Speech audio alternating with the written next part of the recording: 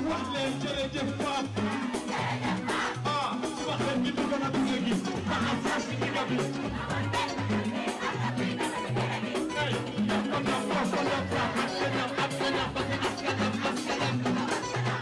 yo, suma xet gi dugal na gune gi faxas xar si digga bi bugut ben budut bi pa os kuy doba ci génna gi Gambian Talent Radio wala boog Gambian Talent Radio di bëggee waaw promoting Gambia to the world mana ko hey toj fu kenn tojut def lu kenn defut su leen neexee na xodi kapoor ñoo yéeg ak lu kenn jotul Gambian Talent up to any level better than the devil. Any beat nga jox mama leka baseline the beat to treble Paco suñ doole emul moo tax kenn duñu fi batul su dee nañ baxal ñoo raw gaas raw ketul ñam ñëw te duñu daw roof seen loxo setul ma pundal faxas bépp ñu daw laaxu seen loxo setul toj Gambie toj Sénégal suy armée may général bi at may Macky Sall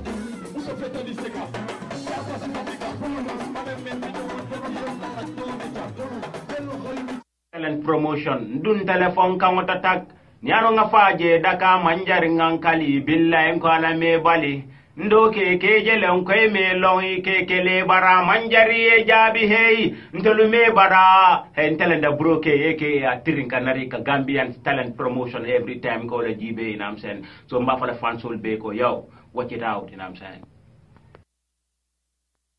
Ninga mira lumena wuli tanko ye kombita dunia tamantamaola Jinjingo ka biring mitara biring pareda suma menna tanninna bagu balota menya jubela boy Akonya koi feretala de lunjumale duminala majabina wala Bari birillo tangtangang koji anyaji yo wale barita kadi bekirela Talaya talala Paramanalola Manesu duwanyere jane minala Nimmaso kitita Natolo timata Honinta tamkonsi simuni Paimalong itela muntela pompiteri bati Na pompiteri bati Imuntela jada kannimati Ndela jada kannima itela muntela masi patetoti Masi patetoti Imuntela jada kannimati Najada kannima Wow! Yo, Balarangs the Evil Hunter, Gambian Talents Promotion. Kawale Jibe every time. Keep watching it and like our Facebook page. Wow! Assalamu alaikum. Felan kana la tilibula kibaro la sindalma. Ya fola de ko nyim minister fo ngombe maradina banko la tenku wala. Aya yitandi ko team Occupy Westfield de ay meeting wala commande kama.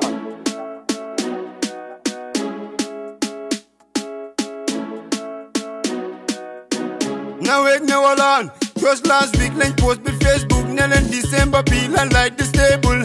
Generator 60 still the stable, and we need some cables. The park in and you Occupy Westfield. The park in and you Occupy Westfield. My party net. Violent bone the post the flyer yen to coin reg the nan ataya kamulen ban load len jelti ya Sudan ya dem yen makatin telepatatin kanya le kasi. Why you not come this is democracy. What democracy? This is democracy. Now we're going para ubi Facebook page. The park in you Occupy Westfield. Minister bisa on a boy meeting. The park in you Occupy Westfield. Police ID never joke for me. Park in you Occupy Westfield. Jabari MD bisa tontuna. Park in you Occupy Westfield. Boy in a mine. 6 days doc amuti pompe coin bi. Mer buti coin bi tur wonjom bi. Girl the man bi. Full day mungi toke kar kurang bi. Telo bi. Suma las mu bi juli bi still mung si mom. You do si dek bi ñun don fi dom. Mo tax ñu bëgg ñatt ñun luñ fi mom. Now we're para ubi Facebook page. The park in you Occupy Westfield. Minister bisa on a boy meeting. The park in you Occupy Westfield. Police ID never joke for me. Park in you Occupy Westfield. Jabari MD bisa tontuna. Park in you Occupy Westfield. Park in you Occupy Westfield. Park in you Occupy occupy West Wing. Park when you occupy West Wing. Park when you occupy West Wing. Park when you occupy West Wing. Park when you occupy West Wing. Following the memory lane to history, the story behind the freedom of this country is victory. See, people say that this is the same country that bore the pain our children suffered in vain with their hands and legs bound by the chains that enslaved them, fought our way through the dark era of colonialism, held on farm and hoped for better days during those hard trying times when she was ruled by a dictator, a man who took over her, terrorized her children and left them in pieces from which they are still trying to recover. People say that Gambia is a peaceful place with an amazing culture, a nation so nice with a beautiful structure that it is home of legends with great legacies, home of icons what praise with the struggles of whom the red, white, blue, white and green flag was raised, a nation known for its peace, love and unity, inhabited by people blessed with beautiful smiles of humanity. See, I am not denying any of that, but see, Gambia is not everything people say it is. Do you know?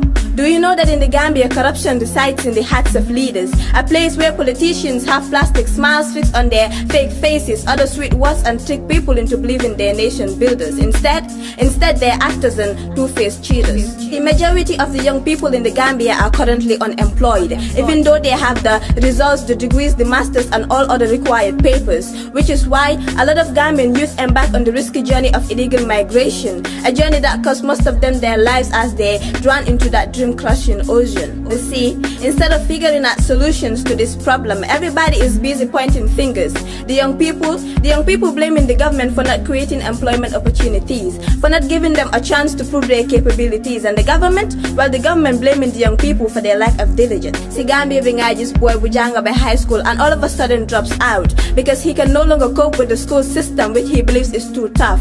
Mutokir, where is I wajuram wala mudor de kampembeda. Morami guram bukoroba munako bro nakala fajma fanjigi ataya wai. And when he's tired of this, he turns to the streets and earns himself a certificate in robbery, theft and drug abuse. Suparenan deka binehud halis amut chona biyaga na beligi jehud mandal jisa to madara do them back way.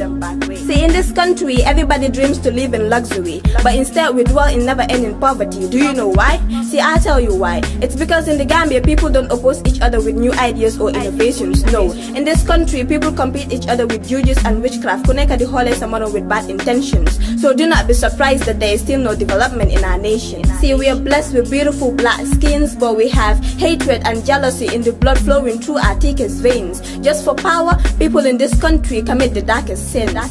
The Gambia being just could rare so anye warudundewo surere, even though more than half of the Gambian populace practices agriculture. In this country, a man can rape an innocent girl, take away her pride in the silence of the night and get away with it because we are so blinded by our culture. No magana na this Gambia why we don't even support our own. Being just a promoter who is willing to pay hundreds of thousands of dollars to a foreign artist but is never willing to do the same for his own. So for Gambian artists we ought to show the number of people we find them you can count and know. Palama de you nan take a beat to them. Why nakala moy de me feka enente wunjama. Kuneka buka wana samaram meligin. Hamna su de sonsi yen ni kondu noki oxygen. Pa Usman yokan ma mic binah mamuna talk to them. Lutakh Gambia do them ni the sister Ivasa. Ni them Pa Usman. No Pa Usman. Lutakh Gambia do them show. Every Sunday la on Gambia Talents Radio. Hosted by Pa Usman Toof and Ivasa. 6 p.m. la GMT just in case you ain't know. Knew them. Lutakh Gambia do them show every Sunday la on Gambian Talents Radio. Hosted by Pa Usman Juf and Eva Sad. 6 p.m. la GMT just in case you ain't know. Knew them.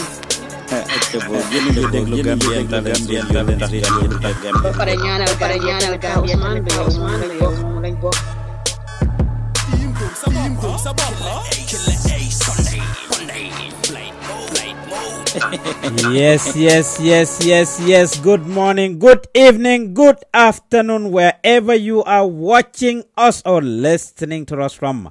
This is the Gambian Talents TV Lutakh Gambia to them show, your favorite program coming your way every Sunday 6 p.m. Gambian time. Pa Ousmane Diouf nekkal leen ci gannaaw microphone bi ànd ak suma sister suma xulo wale suma doomi ndey Iva Sarr lu yàgg dëgg la di leen bëggee di leen dalal di leen tatagal defoon nañ ko last week nag dellu si waat fii dañuy sant yàlla bu baax di wax alhamdulillahi rabbil alamin ñetti yoon. Last week ñëw nañ fi ñu toog jàkkaarloo ak yéen ñu waxtaan ak yéen ci li nga xam ne moo lembe réew mi li nga xam ne moo xewoon fële ca Faraba Bantang ma ne ñu yàgg leen ko wax nag Gambian Talent daawuñ xaaddi wuñ dañuy jël suñ time di gestu di def research bu bari ñëpp wax taxul ñu génn wax ñëpp def taxul ñu génn def suñ programme bi di Lutakh Gambia du dem kat moom lañ jagleel politics moom lañ jagleel li xew ci réew mi li lembe réew mi saa su nekk ma ne Lutakh Gambia du dem lañ wax de yow mii di déglu di seetaan lan nga nekk di def ba tax suñ réew du dem kanam man Pa Ousmane li ma def ba tax suñ réew du dem kanam lu Iva Sarr def ba tax suñ réew du dem kanam ñi nga xam ne ñoo jiite suñu réew ci diine ci aada ci cosaan ci politics li ñuy def ba tax suñ dëkk du dem kanam loolu la ñuy waxtaanee tey fii nii kon ñu jàkkaarloo waat ak yéen last week Eva and I did justice to the show. I think you all did justice to the show. Yéen ñu kooloon dugga si pour jàppale ñu ngi appreciate seen calls bu baax a baax suma brother Ibrahima Niass nuyu naa la yéen ñi nga xam ne yéen ay appreciate Lala nga xam ne mu ngi def di spoken word piece di Gambia in depth la ko tuddee di Gambia in depth noonu la ko tuddee lépp loo xam ne mu ngi xew ci Gambia ci jamono ji rek moom la jël tënk ko ci song bi tënk ko ci spoken word bi wax yu bare yoo xam ne ñu ngi xew si suñ dëkka baagwe menees bi lekkante gi sëriñtuwante bi liggéeyante bi yaxante bi lépp loo xam ne ñu ngi koy def ak nguur gi nga xam ne ñu ngi ko am nag ñu jàppane kat nguur yi am buy yóbbu réew mi kanam la ak yi nga xam ne ñu ngi koy def tamit amin loolu la wax moom ci spoken word piece am bii nii muy loo xam ne nag lu rafet la Gambian Talents Promotion took pride in producing that video kon képp koo xam ne musician nga bugg a music video nga contact ñu képp koo xam ne tamit bugg ngaa defar any form of videography work. We do documentaries, we do music videos, we do photography, we do movies, and of course the production of our shows foofu ci suñu studio bi ci Gambia mun ngeen ñoo jokk rek and we'll be glad to do that for you. ñu ngi leen ay bëggee yéen ñi nga xam ne nag ñu jàppale last week toog nañ fii ci show bi kat ñu invite ñenn ñi waxtaan ak Killer Ace nga xam ne gars yi def nañ this demonstration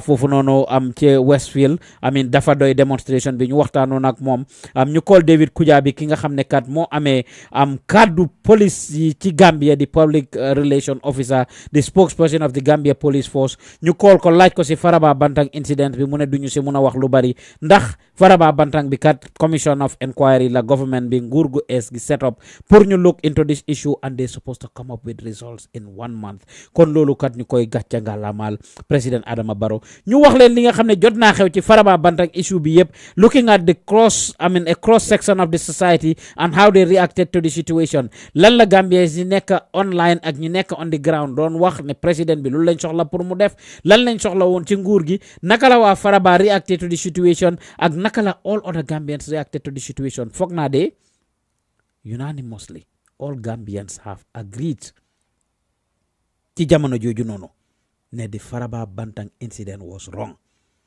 Government bi si boppam nguur gi si boppam dooree ko ci président Adama Barrow moo njëkk a jël responsibility mu mettit lu ko ñu playal leen vidéo bi nag keroog ma lappatool leen li nga xam ne loolu la président Barrow wax ci olof ñu bari ñi nga xam ne dégguñ woon kàddu gi ñoo xam ne dégguñ soose ndax gis nañ rek narrative si social media bi te ñun ñëpp xam nañ social media ni mel anyway people write people talk people say whatever they want to say dara mun naa xew nit jël ko interpret ko yow nga riit lu kooku binda rek nga jàppane kooku lim binda wala lim wax mooy li am te fekk demeewut fa noonu am na yu bari yoo xam ne ñu ngi ko doon wax te amut ñu bari kat rafetlu woon lappatoo gi nga xam ne lappatoo naa ko speech of President Barrow nga xam ne mu ngi ci doon wax lu bari lu am solo bim jëlee responsibility wax moom li nga xam ne daj na ko ci struggle si am affaire yi New Gambia project bi nga xam ne taxaw na wax nguuram kat ne zero tolerance ñaax waa Faraba wax leen ne kat sas leen pour ñu maintain peace and stability ñaax Gambians yëpp pour ñu seet naka la ñoo def pour mun a maintain peace and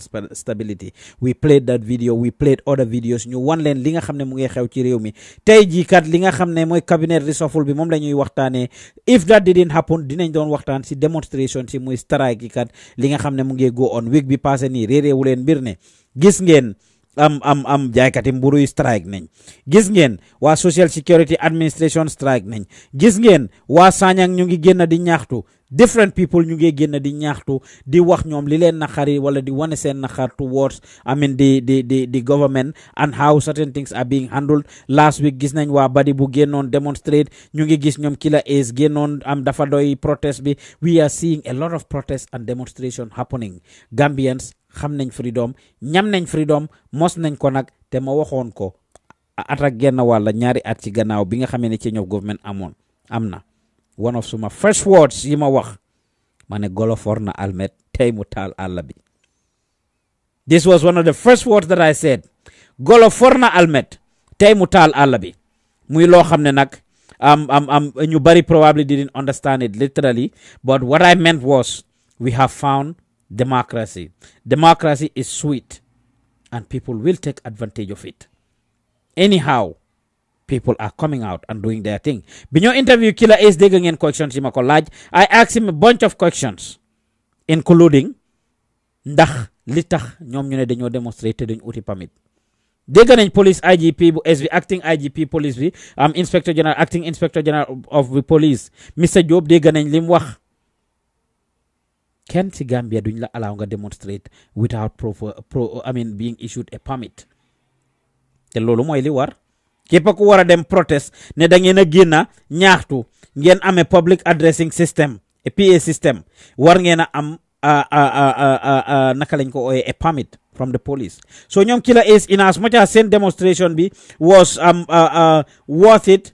They wanted to demonstrate. Am nañ every right to demonstrate, but yes, they needed a permit from the police force in order for them to demonstrate, which they didn't seek. Li xew Faraba su xewutoon. If all eyes were not on the government of the Gambia, be assured na ñoom Killer Ace duñ leen doon jox permit. Santa yàlla nag yàlla tur na si ndox bu sedda waaye am na num doon demee protest boobu moo doon gën a féetal because ñooñu dañ forcé pour def liñ doon def. In as much as Killer Ace and them did what they did peacefully, but they couldn't guarantee and loolu loi moo ko wax. Seen argument ne an unjust law is no law. Amaana loolu dëgg la sax nag. An unjust law is no law. Why it's still the laws of the land. The 1997 constitution of the Gambia loolu la wax. Loi yu bari ñu ngi affect dëkk bi ba tey. Government bi is using a lot of laws pour mun a not Gambians yi ba tey ji because loi yooyu ñu ngi tegee foofu noonu. Te su fekkee ne bëgguñ loi yooyu nag what we need to do is ñu push our National Assembly members, ñu push the government, ñu def things that engage them as much as possible pour gaay wecci loi yi nii. Fee defuñ ko fee wecci wuñ loi yooyu noonu. Yes, these are laws and they are going to remain the laws of the land. Lépp luy xew. Comme for example Omar Touré mi nga xam ne ñu ngi ko jàppa a few months ago 2 months ago ñu defoon show about him fii muy APRC candidate boobu fa Gunjur ki saagoon President Barrow bañ jël ko caaj ko $1 million. Wax nañ leen ko loolu luwaay réew mi la luwaa moo fa tegee boo xam ne media bill bi gaay seto boon noonu. These same people, guess what? These same people ñoo xam ne ñoo dem Farabani soldat yi ak police yi astafurlah PIU officers yi Faraba ñi nga xam ne ñoo taal bal yi foofu sox ñi bal si seen kaw. Xanaa xamu leen ne am na loi boo xam ne dafa protect ñi laaj leen ma mooy ban loi. The indemnity bill. Indemnity bill bi I remember fully biñ ko pass in Gambia. We were in Gambia after April 10 and 11 bi nga xamee ne rey nañ students si jamono jooju noonu si lañ pass this bill te emuñ si pass ko rek de pour mu take effective immediately. Déedéet dañ ko jël ñu backdate ko. Dañ ko backdate woon pour soldats yi nga xam ne ak officers yi nga xam ne rey nañ students commit nañ crimes yooyu noonu while they are doing their national duties. su fekkee ne soldats yi réew mi ñu ngi doon def li nga xam ne seen national duties lañ su fekkee ne security officers yi ñu ngi def loo xam ne seen national duties lañ suñ ci soxee bal ci kaw nit ñu rey ko kooku loi wàcc na ci kawam. Léegi nag nañ leen seet nguur gu ees gi loi boobu mu ngi tegee ci réew mi de nañ seet ndax police yi nii PIU officers yi sut ñi at Faraba. Let's see how that is gonna come out on them. The indemnity bill is still active, is still a bill pour protect soldats yi réew mi pour protect security officers of réew mi because paramilitary yi ñoo sutoon students yi ci jamono jooju ñoo reyoon students yi ci jamono jooju noonu and they were protected. li ma wax ni laaj leen ko constitutional experts yi.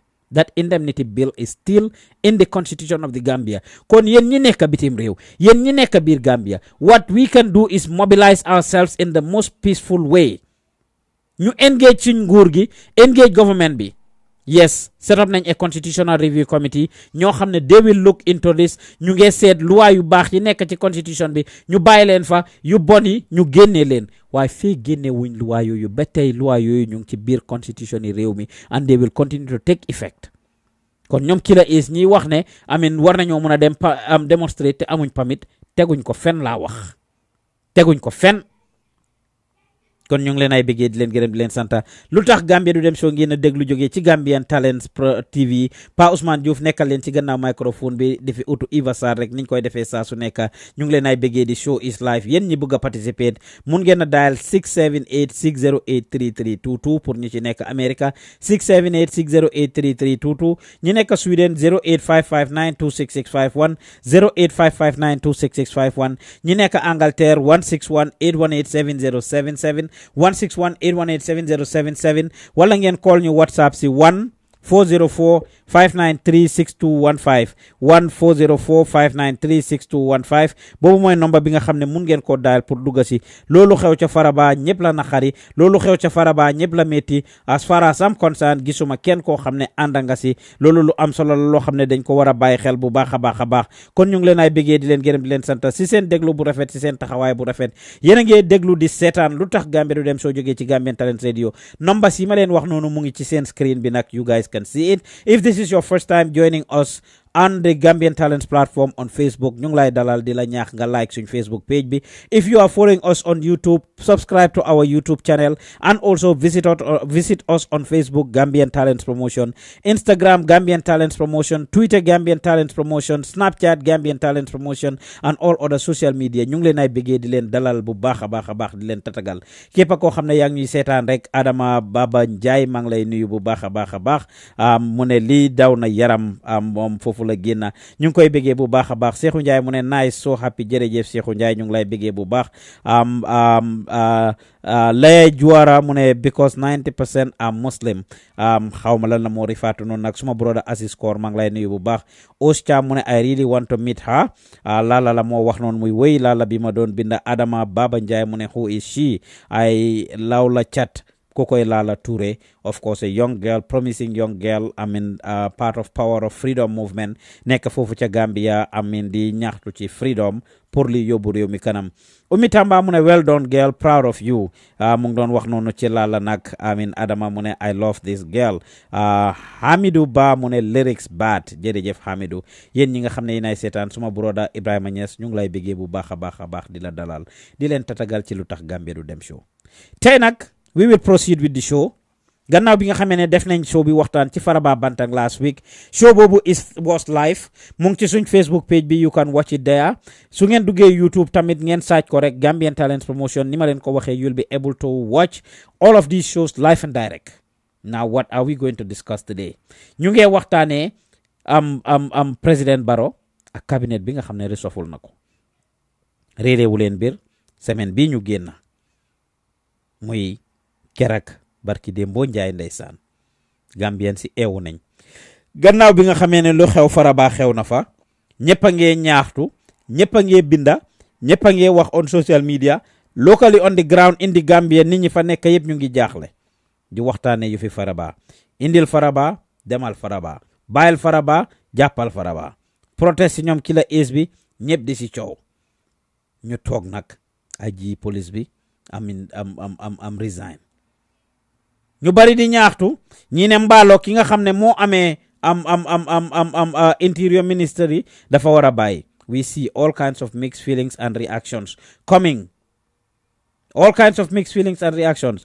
Uncle Victor maa ngi lay nuyu bu baax a baax mu ne hello ñu ngi lay nuyu Aysatu Yaabo mu ne may Allah put baraka in your job jërëjëf Aysatu ñu ngi lay bëggee Futi Diouf nuyu nañ la bu baax a baax Gambino di Aku Boy Ronnie Sow mu ne hi bro what's going on lii go on mooy di cabinet reshuffle bi nga xam ne President Barrow def na ko yéen ñiy déglu di toppa di seetaan fu ci waay nekk rek maa ngi lay bëggee di la dalal di la tatagal bu baax a baax ma ne gannaaw bi nga xamee ne président Barrow def na loolu coow li ne kur ñu gis ministres yi génn National Assembly si members yi ñu ngi dem ñu gis ñu mel ni Henry Gomez dem si assembly bi he was a disgrace to the Gambia dem taxaw foofu noonu ñu ko laaj lu bari mënut koo answer this was very embarrassing to him this was very embarrassing for the Gambia ñu imagine ne somebody like this have been leading this ministry for almost 2 years ñu imagine ñu toog gis xaalis bi nga xam ne mi ngi ko doon laajte teg ko NYSS nee na gaay génn pour jox ko xaalis boobu noonu over $500,000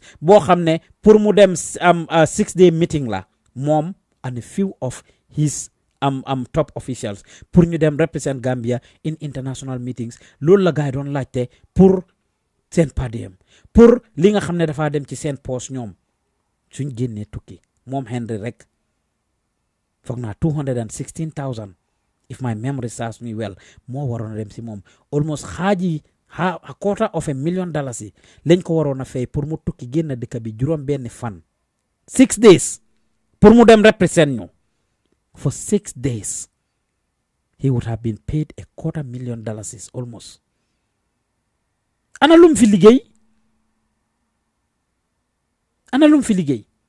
I have tried to get hold of Henry for the longest, sent him multiple messages and stuff, and he never responded. Tried to engage him. Minister bi nga xam ne ya amee wàllu ndaw yi nga xam ne over half of the population of the country ñoom la half of the population of the country ñoom la ñooy ndawi réew mi moom Henry Gomez tried to reach out to him for the longest, and he was never available. He saw my messages and never responded to any of them. Tried to call his cell phone. He will not respond. Werante xuxaan simme ngemba duma leen ko sax tayale.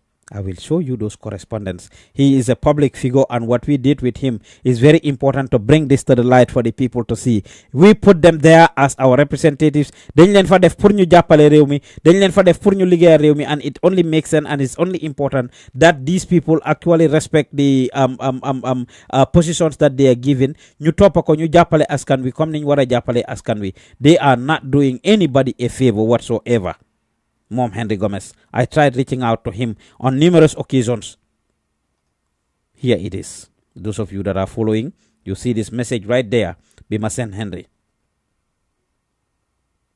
Send ko an invitation. Like ko email address him. He opened this message, never responded. This was for an event that we were trying to invite him. Hello, sir. He wouldn't respond. This time I called him. He wouldn't pick up the call. As you can see, greetings, honorable. I sent you several messages, but you never replied. Anyway, hope all is well. He never responded. He opened all these messages, as you guys can see. Hello, sir. Fini Mutogrek. Good morning, my brother. Thank God I'm doing well. And how are you doing? Fallen M. Magmom. He never responded. I'm signed, sir. Thank you. I would like to talk to you if you don't mind. Hello, sir. He never responded. Greetings, sir. I sent him several messages. Greetings, sir. I have a great proposal for the young people and would like to discuss that with you. A proposal that we have for the young people. He never responded. Greetings, sir. Greetings, sir. As you guys can see. Fini. Can I have an email address for you, sir? I have been trying to reach you for a while now, but barely get any response. We would like to invite you to an event this weekend, and we have a letter for you. Gis ngeen ni. April 6, he saw this letter. He saw this message. He never responded.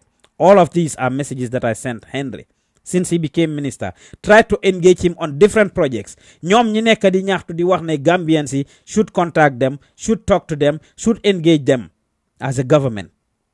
And I am just one of 100 other individuals, several other young people ñoo xam ne actually have been trying to reach these people as ministers. When people talk, they need to listen. When people try to engage them, they need to follow through. So fekkoon ne gisuñ messages yi, but he did. We tried to call his cell phone. He never responded. This is so sad. and if you have been following this bread saga bi nga xam ne yéen a ngi koo gis lately nii su ngeen seetee ngeen bàyyi xel interviews yi nga xam ne ñooy borom fuur yi ñu ngi koo def ñu wone ay letter ñaari letter yoo xam ne ñoom bind nañ ko the former minister of trade di Dr. Aissatou Touré and they never heard back from her. This is so sad and unfortunate. Ne we have people ñoo xam ne ñoom lañ entrust with position of responsibilities and of course at the end of the day they don't follow through with li nga xam ne moom lañ leen dénka. It's sad and unfortunate. And Henry Gomez was one of those people. I am not surprised that he is gone. I'm not. I am not surprised that Henry Gomez is no longer the minister. Dama leen koy wax saa su nekk Lamin Camara mu ngi binda even the next president come is the same. This is why Africa will not go not only Gambia, and that is a fact. Lee is not Henry alone. It's a lot of them. So su fekkoon ne man dama ko dee wax am na ñuy wax ne su doon président Obama la ñu indil waaye waxuma la Obama man dama dee wax ne Malaika Jibril si boppam suñ ñu ko indiloon as our president Gambia du dem fen suñ dëkk bi do them fen. Even if we had Malaika Jibril, Angel Jibril as our president, we are not going to go far because the people behind them, the people that are working for them, regardless of how good it is, they are the ones that are sabotaging. They are the ones that are causing these troubles. They are the ones that are actually doing these things. You are there for the public. You are there for the people. Kon Henry is just one of few ministers ñoo xam ne they are there ñu jox leen liggéey pour gaay liggéeyal askan wi and they are not taking advantage of it. They were not doing their job. He was very embarrassing, of course, going to the naka lañ ko ooyee si National Assembly bi. He was a big embarrassment bi mu toogee foofu noonu ndax a lot of the questions yi nga xam ne moom lañ ko doon di laaj he was not able to answer any of these questions. Amu dara lu mun a produce foofu and yet you are asking for $250,000 pour nga dem represent réew mi for 6 days. Kon duma ne bulet ci génne Henry Gomez waaye lan moo xew duñ ko tayalee inshallah ñu indil leen ko rek Anasar mu ne when something happens maybe the authorities need time to evaluate situations before facing the media. My personal opinion well ana pour wax la rek Henry is not even affaire media bi rek sax laa ko doon contacté. We have written several proposals and have been engaging a lot of departments and institutions in the Gambia. Gis ngeen di proposal the what you call it, the internship program that we are doing, employing young people, empowering young people. Have a lot of young people ñoo xam ne ñu ngi leen a jàppale about 45 of them ci loo xam ne moom ministre ñoo waroon a seet naka la ñoo def ba provide young people yooyu liggéey. ñun ñu hire those young people, wanted to engage him on this project. Ngeen gis mu doon ignore all this while. It's sad and unfortunate. It's sad and unfortunate. Billy Gomez mu ne Lamin Camara, this problem it's only Gambia, bro. Go to Rwanda and have a look. Saul Campbell mu ne good point. Lamin BF Baji mu ne interesting, more messages, no reply. Seku Jaju mu ne yeah bro, it's true what you are saying. Jerejef yen ñi nga xam ne yéenay seetaan yéen ñi nga xam ne yéenay comment. The show is live, you can participate su ngeen bëggee dugg si rek. Mbenga Njie mu ne laziness at the highest point. So you have people who you are working for trying to engage you, coming up with initiatives that you should be able to take pride in. Nga wara kontaan si loolu seet naka nga jàppale wante ak ñooñu for a mutual interest and you are not. Why? He's not the only one that is gone. A lot of them are gone. Si jamono jini lan mo xew kerak Armstrong Sisa mu ne I am surprised why most of them can't learn from the past regime. Muy dëgg bu wér. Well, the good news is that Gambians' eyes are open now. Gambians si duñ dof léegi. Our eyes are open. The average Gambian moo tax ngeen gis demonstrations yu bari yi only if people are demonstrating and putting things in the right way and following protocols and channels. Waaye pour nit ñi génn ñaxtu pour nit yi xam ne kii mënut ñoom mbaamal loolu du jaas. Pour National Assembly bi mun a call ministers yi ñu dem ñu interrogate leen ñoom seen boppa ñu seet ñàkk seet party lines ñu téye leen gëzëm leen. This is something loo xam ne it's very important pour ñu bàyyi ko xel. Now ñu dugg ci ndey mbilla gi ñu dugg ci daj doppa gi mooy lan President Barrow bi nga xamee ne jël na government bi of course mu reshuffle ko réeréewu leen mbir kat comme ni ma ko waxee temps yi passé depuis last week President Adama Barrow dafa reshuffle cabinet am bi mu jël wecceeku ba bari nag mu def ci and people are surprised, people are shocked at this change.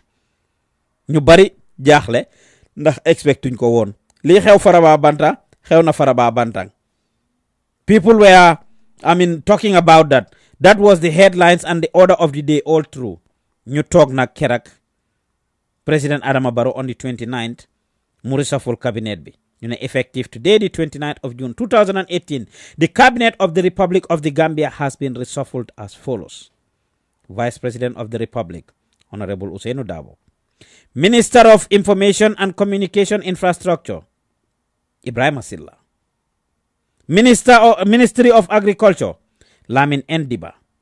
Ministry of Foreign Affairs and Gambians Abroad, Momodu Tangara. Ministry of Lands and Regional Government, Musa Drame.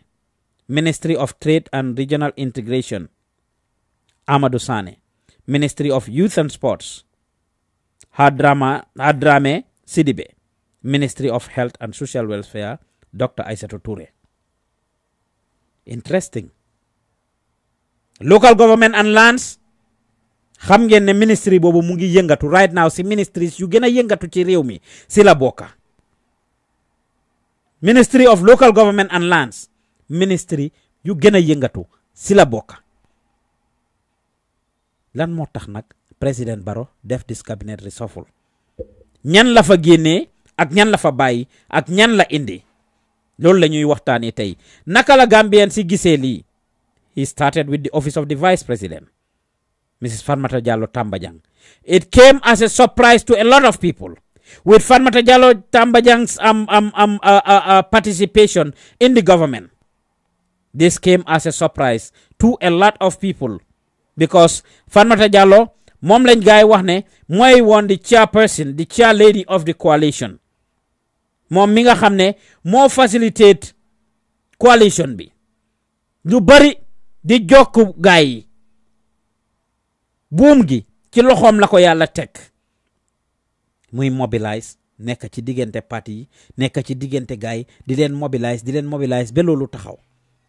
Mane réeréewu leen mbir ne Fatoumatta Jallow Tambajang wax nañ fi ne she wasn't qualified to be the vice president. Her age was more than 65. Bi nga xamee ne constitution bi wasn't even ñu jël age limit boobu change ko. It's the first thing that the government did pour change that age limit so that Fatoumatta Jallow Tambajang can qualify. Comme ni ma leen ko waxee si gannaaw ne unjust law is no law. Loi yi nga xam ne dafa affect the young people, loi yi nga xam ne dafa affect the ordinary citizens yu si bari directly, comme li ma leen a wax ni indemnity bill bii nii, li ma la wax ni media bill bii nii ak ñeneen ñi nga xam ne ñu ngi bugg a ñaaxtu and like those bills are still there.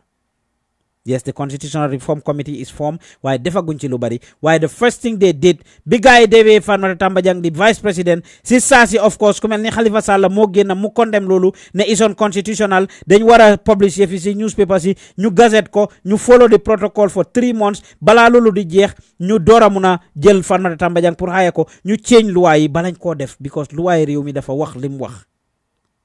Gaay, this was the first appointment that the president did. The first executive decision bu President Adama Barrow jël, if we don't know, mooy hiring Fatoumatta Tambajang as the vice president of the Gambia. And this is history for us to learn from. Ñi nga xam ne dañ dee toppa history, ñi nga xam ne dañ am interest ci history, this is something that is very important for us to know.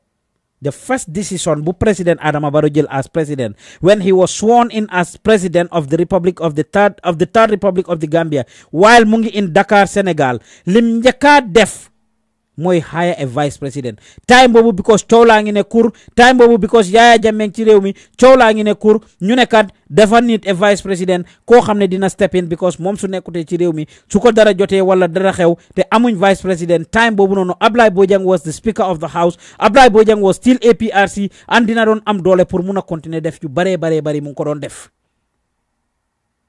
Nit ñi ñaaxtu. He was given advice. He was advised by a lot of people and he decided to take the first executive decision. The first decision bu President Barrow jël boom announce mooy def Fatoumatta Tambajang vice president.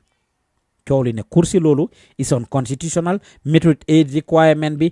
Nobody doubted Fatoumatta Tambajang's capabilities, her competence, her qualifications ak yeneen experiences yoo xam ne am na ko put na ko together and her being a woman. Nobody doubted that at the time. People's concern was the age limit. And of course, in as much as it was an unjust law, it was still the law of the land. And biñ pare pour def loolu pour doxal ko ñoom liñ def mooy ñu dem ñu wecci loi boobu. That was the first thing they did. Dañ dem ñu wecci loi boobu. Kon Gambian si su ngeen buggee any loi boo xam ne mu ngi ci réew mi te nekkul di doxal réew mi ni mu ko war a doxalee dem leen ngeen ñaaxtu ba loi boobu ñu génnee ko si constitution bi njëkka fii génnee wuñ ko loi dafay tegu ci kaw képp ku daaneel loi boobu loi dina la duma loi dina la mun kon Fatoumata Jallow Tambajang was hired ñu wax ko président bi mu déglu foofu nag la nguur gu ees gi commencé duñ dee fanxa de duñ dee prevent yu si bari duñ ko dee fanxa dañ dee xaar bem xew ñu door see take action. Damage control is what they are good at and not damage prevention. Balaa dara di xew pour ñu taxaw si déedéet dañ war di déglu askan wi ñu xam balaa dara di xew but lan moo tax ñu génnee ko ñu bari ñu ngi gis ne mu ngi doon def liggéeyam ñu bari ñu ngi doon coow ni Fatoumata Tambajang was working biñ ko def vice président noonu te qualified si la dem represent Gambia si ECOWAS am meeting bi no AU summit bi actually in Addis Ababa Ethiopia. She wasn't qualified to be vice president, but she went and represented us there as the vice president of the Gambia, even though her appointment was challenged.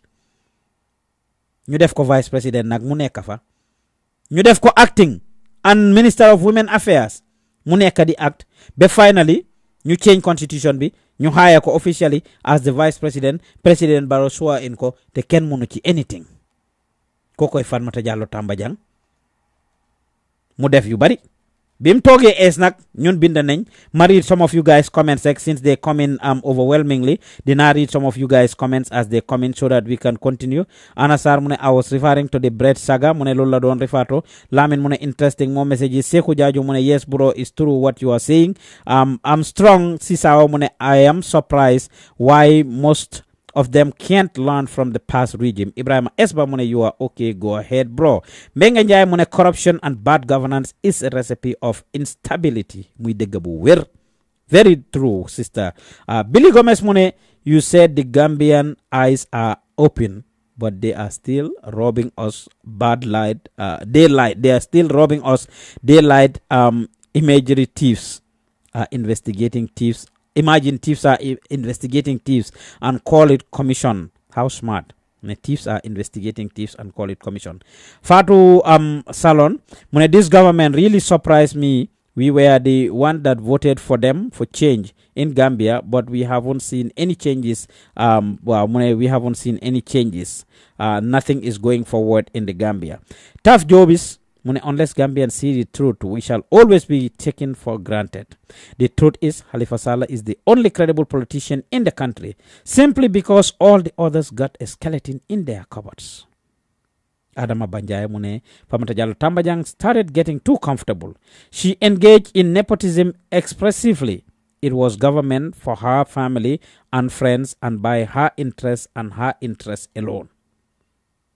Lolu, the Nachi comment. When Fatoumata Tambajang was hired, few months ago, te duma ko tayale sax dina ko pool ma indil len ko. I wrote a story when she took her daughter Khadija Tambajang and gave her government vehicle. When we were contacted by a director of one of the parastatals, ne guy ame wuñ moto. Dina pool story bobu nonu. Kon you guys were enjoying Lala's music. Enjoy this piece from Lala Toure. Let me concentrate and get you this story. I will come back and we can try to see what happens with Fatoumata Tambajang. Kon you enjoy Lala Toure's piece inshallah. Ñu delu ci waat rek ak yeen yena ngi sétane di déglu Lutakh Gambia du dem show jógee fi ci Gambian Talents Radio. Following the memory lane to history. Ñu déglu li and the story behind the freedom of this country is victory. See, people say that this is the same country that bore the pain our children suffered in vain with their hands and legs bound by the chains that enslaved them. Fought her way way through the dark era of colonialism, held on farm and hoped for better days during those hard trying times when she was ruled by a dictator, a man who took over her, terrorized her children and left them in pieces from which they're still trying to recover. People say that Gambia is a peaceful place with an amazing culture, a nation so nice with a beautiful structure that it is home of legends with great legacies, home of icons what praise with the struggles of whom the red, white, blue, white and green flag was raised, a nation known for its peace, love and unity, inhabited by people blessed with beautiful smiles of humanity. See, I am not denying any of that, but see, Gambia is not everything people say it is. Do you know? Do you know that in the Gambia, corruption resides in the hearts of leaders? A place where politicians have plastic smiles fixed on their fake faces, other sweet words and trick people into believing they're nation builders. Instead, they're actors and two-faced cheaters. The majority of the young people in the Gambia are currently unemployed, even though they have the results, the degrees, the masters and all other required papers, which is why a lot of Gambian youth embark on the risky journey of illegal migration, a journey that costs most of them their lives as they drown into that dream-crushing ocean. You see, instead of figuring out solutions to this problem, everybody is busy pointing fingers. The young people blaming the government for not creating employment opportunities, for not giving them a chance to prove their capabilities, and the government blaming the young people for their lack of diligence. See, Gambia being this boy Bujanga by high school and all of a sudden drops out because he can no longer cope with the school system which he believes is too tough. Mutokir, where si ay wajuram wala mudor de kampembeda. Morami guram bukoroba munako bro nakala fajma fanjige ataya wai. And when he's tired of this, he turns to the streets and earns himself a certificate in robbery, theft and drug abuse. Suparianan de kabinehud halis amud chona biyaga na beligi jehud mandal jisa to madara do them back way. See, in this country, everybody dreams to live in luxury, but instead we dwell in never-ending poverty. Do you know why? See, I'll tell you why. It's because in the Gambia, people don't oppose each other with new ideas or innovations. No, in this country, people compete each other with juju and witchcraft. Kuneka the whole someone with bad intentions. So do not be surprised that there is still no development in our nation. See, we are blessed with beautiful black skins, but we have hatred and jealousy in the blood flowing through our thickest veins. Just for power, people in this country commit the darkest sin. The Gambia being just could so anye warudundewo surere, even though more than half of the Gambian populace practices agriculture. In this country, a man can rape an innocent girl, take away her pride in the silence of the night and get away with it because we are so blinded by our culture. Lumagana na this Gambia being why we don't even support our own. Being just a promoter who is willing to pay hundreds of thousands of dollars to a foreign artist but is never willing to do the same for his own. So if a Gambian artist will auto show, the number of people you find them you can count and know why Cheta is if a foreign artist bring you in. Kuneka diligent Harris for clothes and tickets, all of that just for show. I mean, I know the Gambian music industry has some whack artists who already release crappy songs, some who are too busy hating and beefing on each other, which is totally all wrong. But there are a few good ones who are hardworking and have proven to be strong. So why can't we appreciate and support our own? Legi funit duga si deka bidega New Gambia. Well, I tell you something, there is no New Gambia. There is just a new government ruling over the old corrupt system, a system under which we are all victims.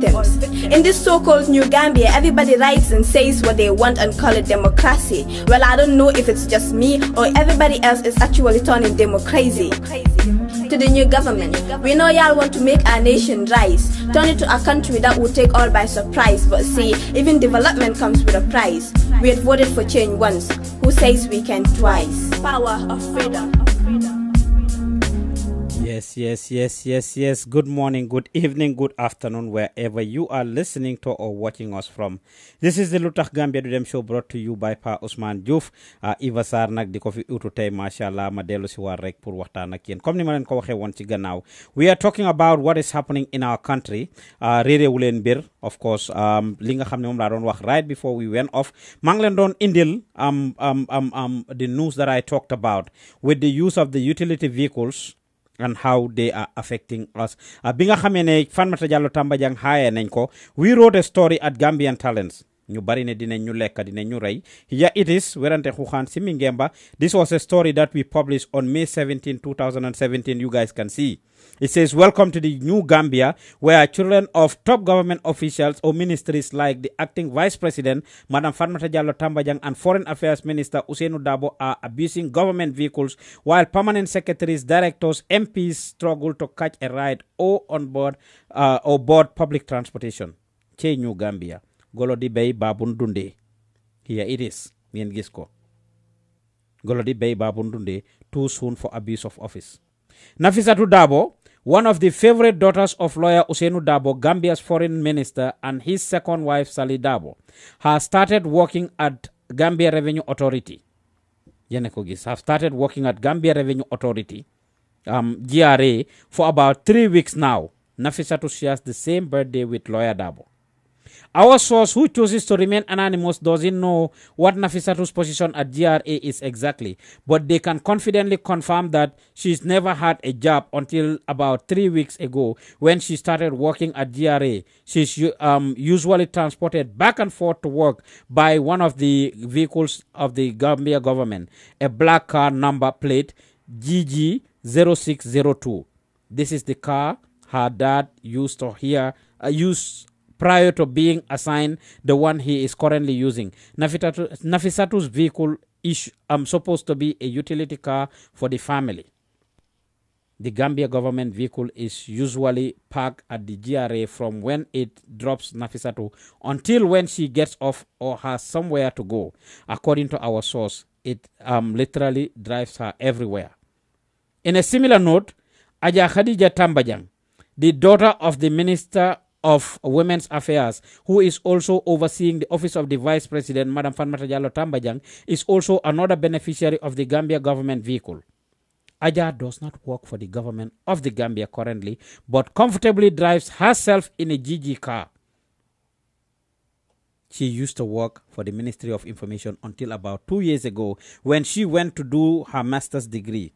Upon return, she set up her own consultancy firm, Makalimata Consultancy, which specializes in media consulting. Aja Khadija does not work for the government.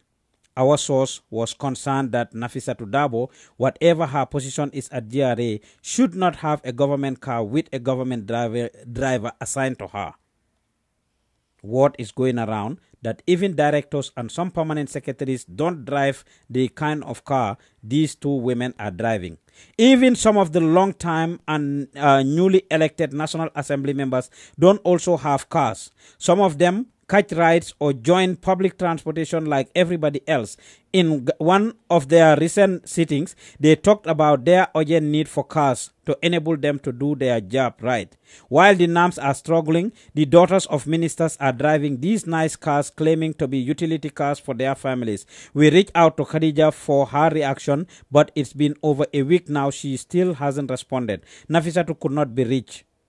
Now the $1 million question is, should the daughters of the ministers and other family members be driving government vehicles like in the case of Nafisatu and Khadija, while other top government officials struggle daily to get back and forth to work? Is this new Gambia we all wanted? Mungini, and this is Khadija Tambajang. This is Fatmata Jallow Tambajang's daughter. Domam binga xamne mom mo don dawal moto bobu nonu. This story, remember, was written on the 17th of May. It's right here. On the 17th of May 2017. Over a year ago, shortly after the government took over, is when we wrote this story. And of course, Kimoy Domi lawyer Dabobi, that he shares the same birthdays with Muy Nafisatu. So kon lilo xamne la Fatmata Jallow Tambajang from the get-go. This is one of the things that was being said about her. It's sad, it's unfortunate, while lola yalla dogal. It's sad, it's unfortunate, but lola yalla dogal. Kon, this is something lo xamne def nañ ko. Ciowli na kur nak bima binde story bi, it was very uncomfortable for a lot of people. Very uncomfortable for a lot of people. Ñu melni Ahmed Gite and a lot of the surrogates of the government at the time. Gena nañ nganya ñu xas ñu wax ma lu nekk oyema all kinds of names. When I wrote this story, they came out and they said all kinds of things to me at the time. Def ay programs about me. Ñu lebel ma oyema fosongi tur bu nekk. So can you imagine? This was shortly after they took over. This was written on May of 2017. February, la President Barrow jail in, he was sworn in, and everything. March, April, May. This thing was happening.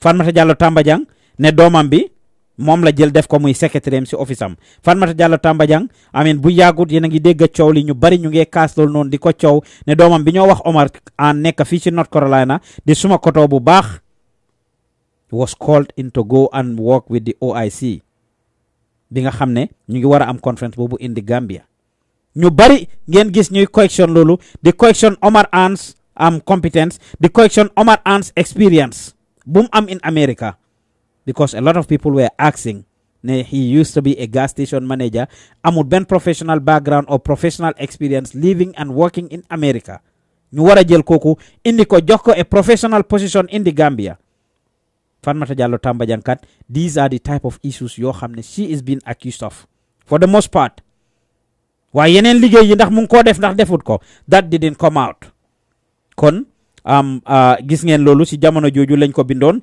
time bi nga xamee ne Lawyer Darboe moom mu ngi nekkoon Minister of Foreign Affairs doomam bi Nafisatu according to source biñ am te National Assembly members yi di ngeen gis gaay dégg gaay li nga xam ne moom la gaay wax ku mel ni Mohamed Ndaw for example am nañ a platform and we invited ku mel ni Mohamed Ndaw moom ak ñoom Mamadou Sabali and we did a forum with them Fat Samba defoon forum boobu noonu ñu waxtaanoon si loolu si the use of utility vehicles by these government officials at the time National Assembly members yi ñoom tamit time boobu they were not given vehicles gaay am nañ sittings ñuy kaas loolu léegi ñoom tamit ñu ngi maxatane muut ci affaire vehicles yooyu noonu utility vehicles yi nga xam ne joxoon nañ leen ko and like we did follow through with them ñoom bi nga xamee ne Barrow jox na leen moto ñoom it rek dañ maxatane muut waxatuñ ci dara they haven't said anything but we have a forum ñun we've been following up on a lot of issues yoo xam ne ñu ngi happen we followed through ñu invite ku mel ni Mohamed Ndaw nga xam ne he is representing Banjul la nekk di represent Banjul Central si forum bii nii nga xam ne Fatou Samba amoon na ko ak ñoom amin ñu seetaan Mohamed Ndaw fii nii duñ ko sax tayale ñu seetaan Mohamed Ndaw fii rek moom ak Khadija ak Mamadou Sabali we had an interview with them about the use of utility vehicles by these government people and bi nga xamee ne bind nañ story boobu noonu bem raise eyebrows from the people from the public so ñu indi leen loolu noonu ngeen seetaan ko briefly rek we are talking about the vice president of the Gambia here and why she's possibly fired some of the things. So you know that the meeting is starting at 10 o'clock. Please be there at 10 o'clock. Why didn't you know for more than 1 hour the health minister or director it doesn't tell well and that shows your level of professionalism which is not done. Wow. waaye lu ma wax mooy lu bari lu ñoo wax naan soo moto bi moo ñëwutoon moto liggéeykaay bi ne excuse la gaay lay joxe waaw because soo ko seetloo Gambian bi respect to time te loolu dañ ci wax génne fu mu nekk nii ñu Gambie bu ñoo oote yëpp suñu bëggee am lu ñoo am yëpp achieve lu ñu bëgg achieve yëpp li nga xam ne daf ñoo jox njëriñ bu baax ak baax parce que si ay sit dañu war a respect time dafa cher trop time dafa cher lu bari lañ see ñaaka si lu ñu def si lu ñu jël te lu si gën a sérieux ñu def for 30 minutes 1 hour 30 minutes plus la ñu wante su xam nga yu attitude boobu dañ ko war a génnee si live parce que léegi-léegi daf lay xappul ne dëggal am na nga xam ne ñu ngi ñëw waaye even suñu dem liggéey government sax problème yooyu dañ lay am wala seen liggéeykaay pour ne ñi ngi war a àgga liggéeykaay 8 o'clock waaye pour mutu xëccoo mutu lee tax understand yooyu noonu mën naa ko understand kon am na ñoo xam ne dañ ko leen deliberately pour late léegi am na ñoo xam ne ci def ko dem ba nit ñi yëpp toog ñuy doog a dugal pour nit ñi mu leen a gis not more important than the National Assembly members. Giving cash to National Assembly members and top government officials. Well, I already said National Assembly members, there is a scheme in place. Last time I checked, they had car loan. When this meaning they had to pay it themselves. Yes, last time I checked, that was the arrangement. Do you think that's right? Can I say something? I don't think National Assembly members are not part of, even though they are in the arm of the government, but they are not under the civil service or under the Secretary General and stuff like that, because these people come through the through a political party. So they are representing the political party and their constituency. So I don't see how the government, even though the scheme is made and stuff like that, how the government can say that, okay, every National Assemblyman will give you a car. I don't know how that's going to work. Maybe the directors, I want to hear the National Assembly. Yes. This is why I'm coming in. We should be provided. You have, why? Because the executive or the judiciary are not more important than the National Assembly members. Yes. And it's very unfair to provide them with utility car and an official car, while the National Assembly members don't even have one official. I find it very difficult sometimes. I'm a National Assembly member for Banjul Central, but I stay in Old Joshua. Sometimes to have a commercial vehicle from Old Joshua to Banjul to go for sessions or committee meetings, I find very difficult and tough. Okay, Struggling, imagine pushing and pulling, running to join a commercial vehicle. It's very disgraceful and sad to all Gambians. And we should be provided.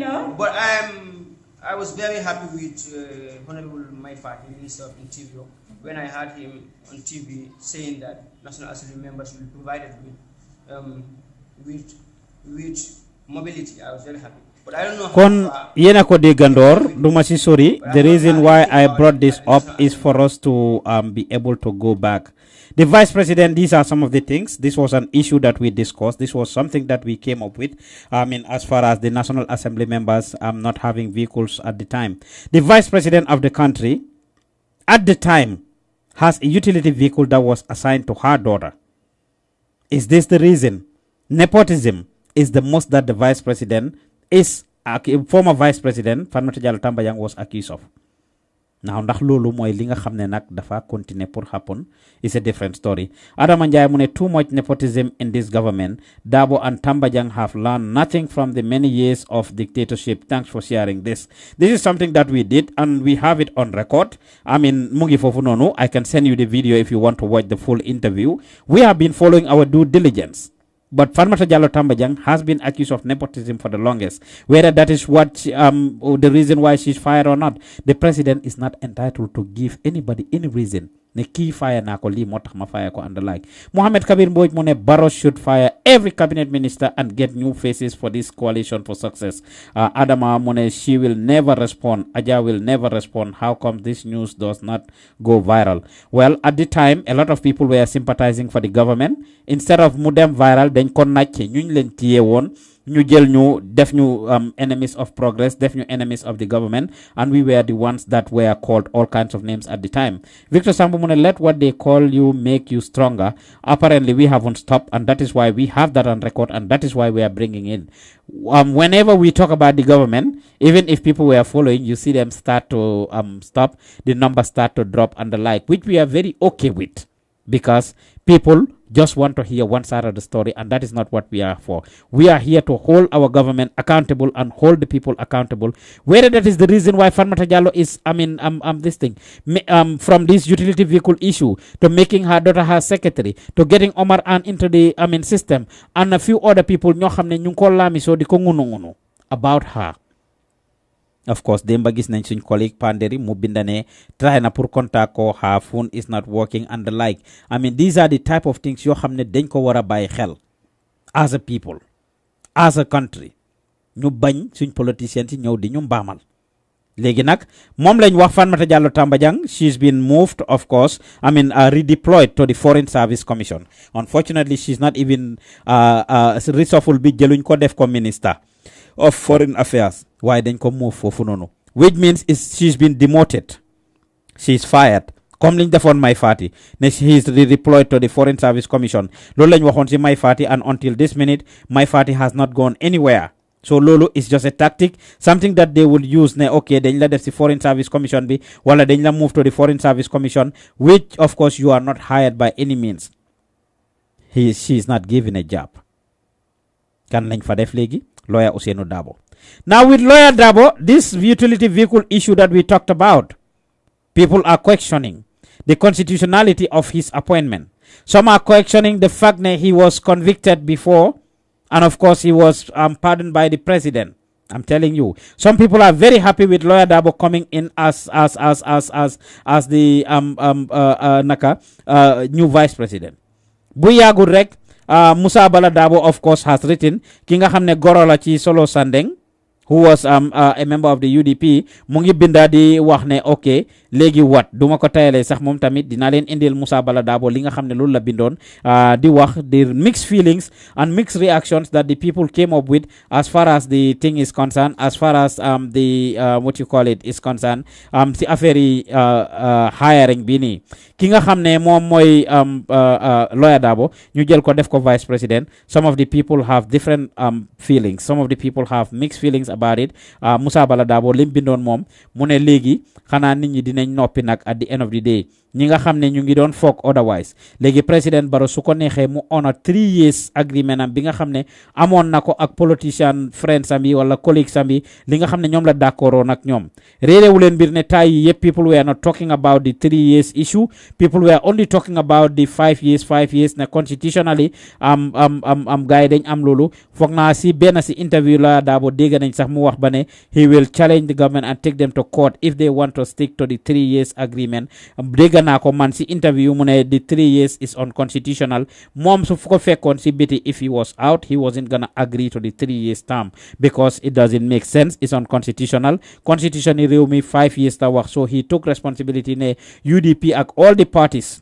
This was on a gis-gis program. This was on a gis-gis show. I mean, that was aired on GRTS that Lawyer Dabo said this. Mune 3 years agreement bi is unconstitutional. Te mom du ko don allow pour mu happen. Su fekkon ne lolu bi mo xew bi gaay di def that agreement mu ngi fekkon mom mu nekk ci biti, he wouldn't have agreed to the 3 years agreement. Now Musa Bala Dabo, I mean, wrote a couple of days ago, and this is his article. Dinaren ko read legini, I present it to you right here. Musa said, Lawyer Dabo ye Bankota, the cabinet reshuffle is not bad. Now we can call for the 3 years coalition agreement. Who knows if that's what Barrow is up to?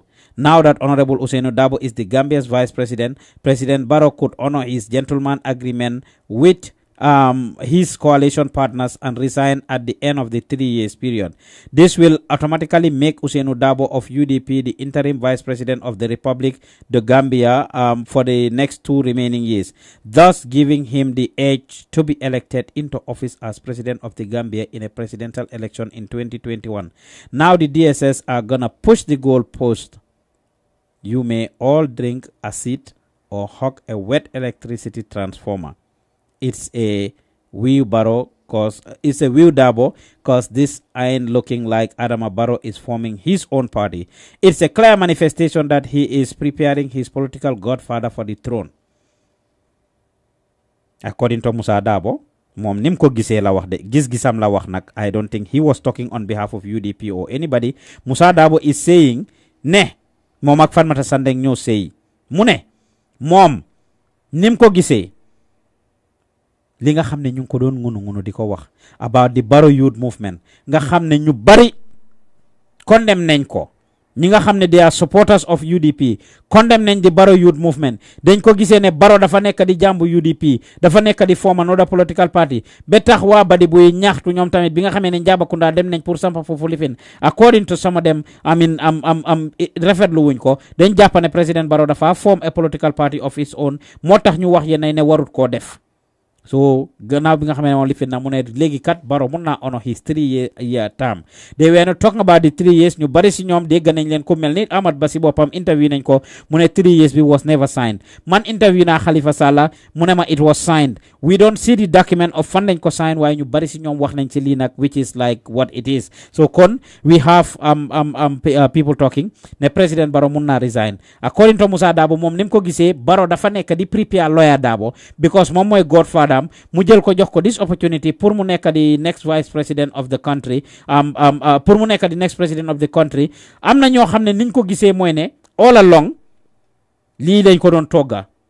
Am na ku ma waxal démba sax koo xam ne top ci UDP la bokka mu ne ma ne Lawyer Dabo depuis the first go, depuis the get go, he was actually considered for the position of the vice presidency. Depuis si bu njëkk bi he was considered for the position mu bañ ko.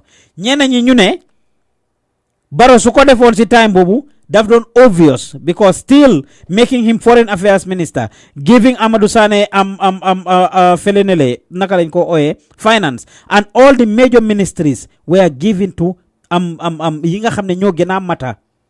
All the ministries are important, of course, don't judge me wrong, but dafa am yoo xam ne ñoo gën a key. All of these ministries foo xam ne connection ci fa la jógee, foo xam ne fa la diw gi di fa la ñoo riibee diw gi, ak all the things that are happening were given to the UDP people. Some people are saying ne suñ defoon Darboe vice president at the time, coow li daf doon gën a bari, liñ leen doon accuse of daf doon gën a bari, so dañ doon rey tension bi bem dee pak balañ koo jéem a jël ñu jox ko that opportunity. That is what some people were arguing.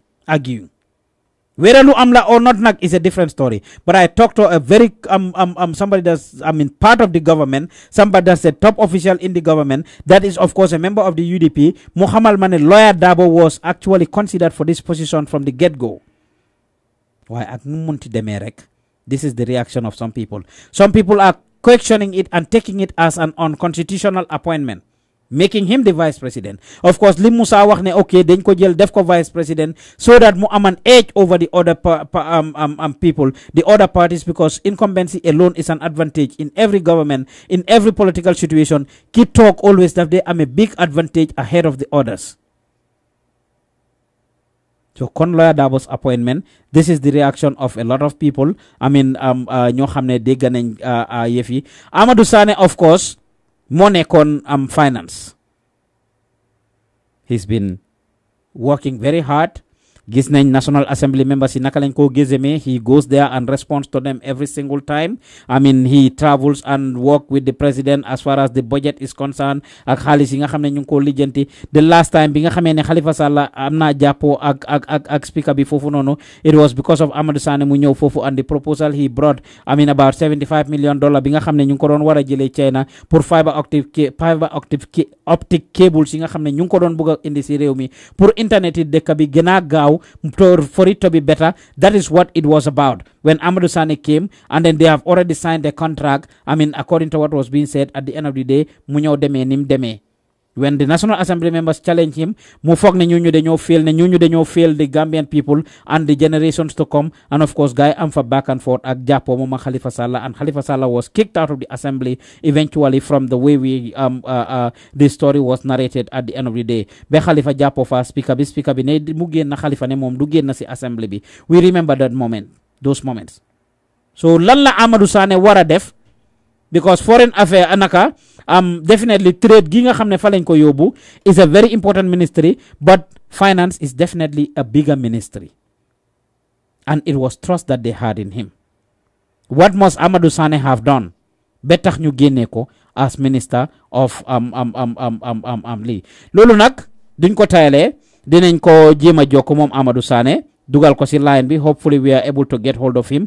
ñu dugal ko si line bi rek jéem koo jokku seen ndax dinañ get hold of him so that we can discuss with him to ask him possibly what he did ba tax président Adama Barrow génnee ko. du leen wax dara, yéen a ngi déglu di seetaan lu tax Gambia du dem show jógee ci Gambian Talents radio. Pa Ousman Joof nekkal leen ci gannaaw microphone bi, di leen bëggee, di leen gërëm, di leen santa. The show is live. You can participate if you are here in the US 678-608-3322. If you are in the UK 161-818-7077 161-818-7077. If you are in Sweden 08559-26651 08559-26651. duma def dara lu ma jokku the current Minister of Trade Amadou Sane, moom mi nga xam ne mooy woon the Minister of Finance for the Gambia. Ma contact Amadou Sane rek inshallah, su ko defee ñu dugal ko ci système bi, ñu dugal ko ci call bi, waxtaan ak moom. Yéen a ngi déglu di seetaan lu tax Gambia du dem show, kon don't go anywhere while we try to reach Trade Minister Amadou Sane to talk to him. Hopefully he'll be able to respond. Dinañ ko call ñoom OJ Jallow ak ñeneen ñi nga xam ne there has been a reshuffle. Kon téléphone Amadou Sane ngi ring, ñu déglu rek inshallah, hopefully we'll be able to get hold of him. Yéen a ngi déglu di seetaan lu tax Gambia du dem show jógee fii ci Gambian Talents Radio. This show is live, comme niñ leen ko waxee ci gannaaw. Téléphone Amadou Sane mu ngi ring, and hopefully he will pick up and we can talk to him inshallah. Lu tax Gambia du dem show la.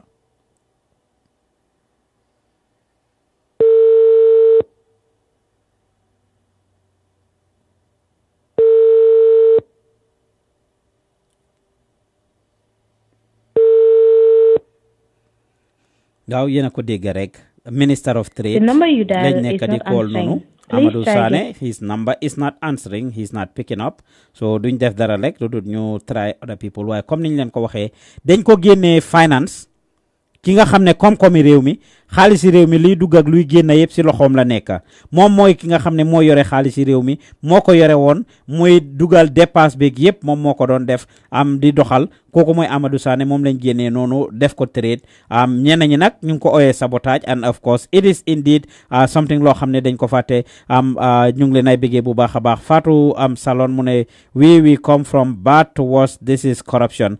Jibril Kujabi mu ne they are pushing sale in doubt very soon.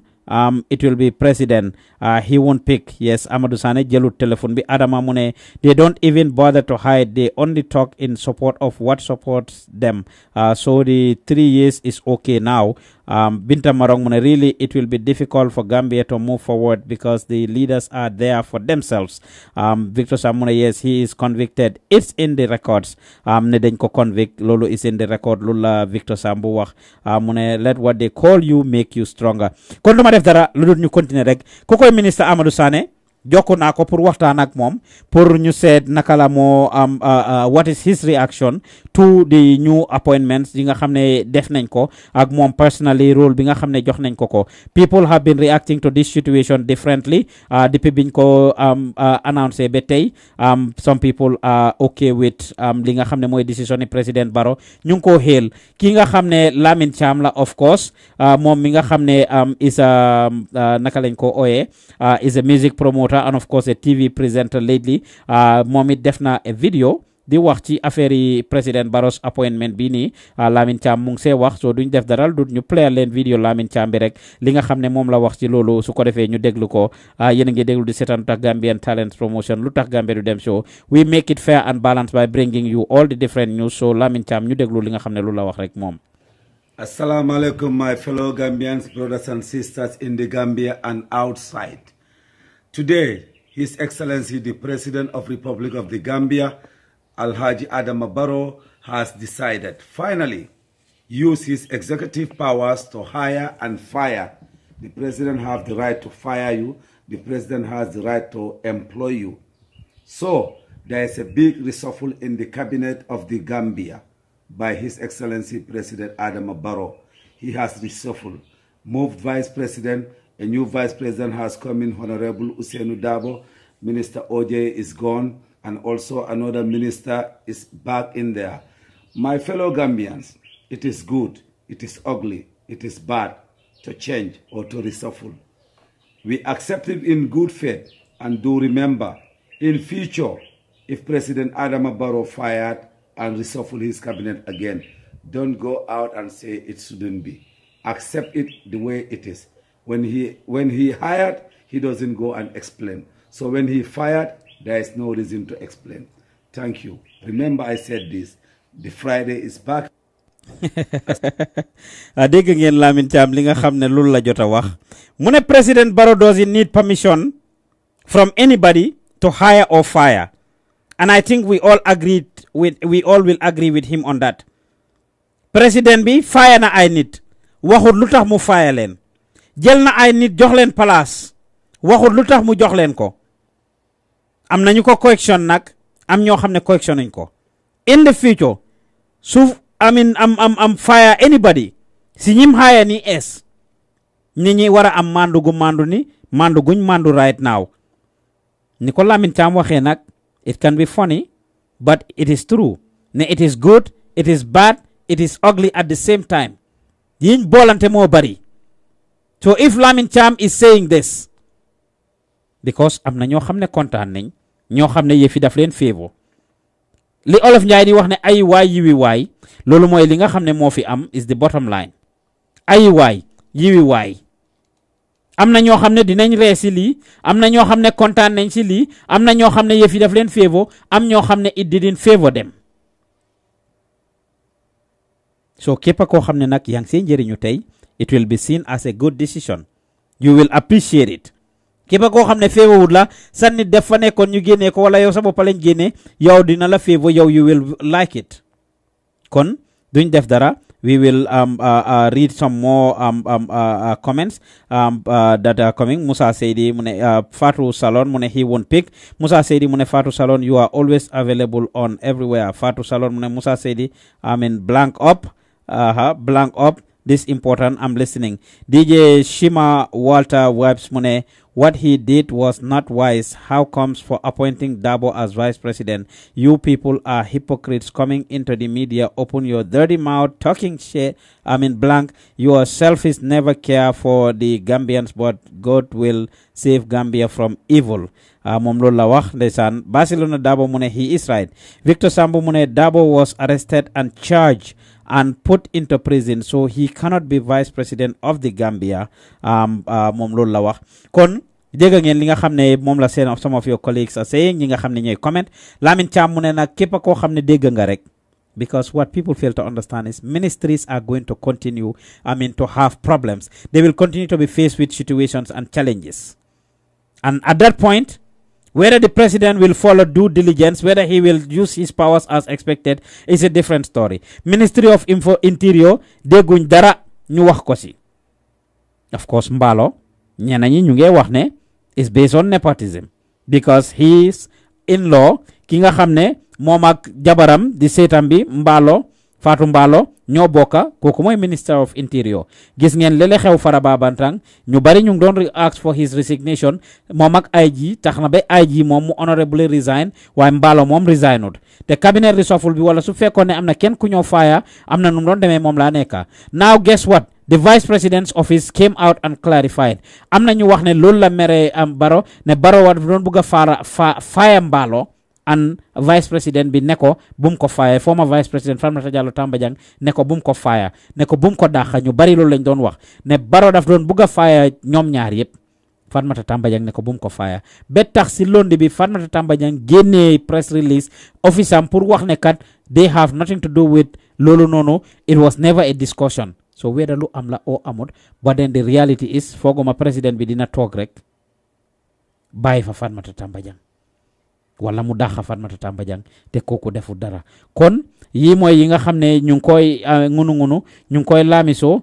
OJ Jallow of course ki nga xam ne la moom he was also fired, moom mi nga xam ne mooy former minister of agriculture. OJ Jallow dégg nañ press conference bu mu fi defoon, mu confident wax yu bari si moom ni mu gisee nguur gi ak affaire yi fertilizer bi nga xam ne ñu ngi ko doon def. Moom it ministre boo xam ne laal nañ ko. Mbalo's ministry has not been touched. Yeneen ministries yi comme ni ma ko doon riidee léegi nii rek dinañ continuer ñu riidal leen gars yi. Yeneen ministries yi nga xam ne they are affected by this move. Vice president bi lañ doon wax. Agriculture mooy minister of OJ Jallow, moom lañ génnee ñu def fa Lamin Diba moom lañ fa def.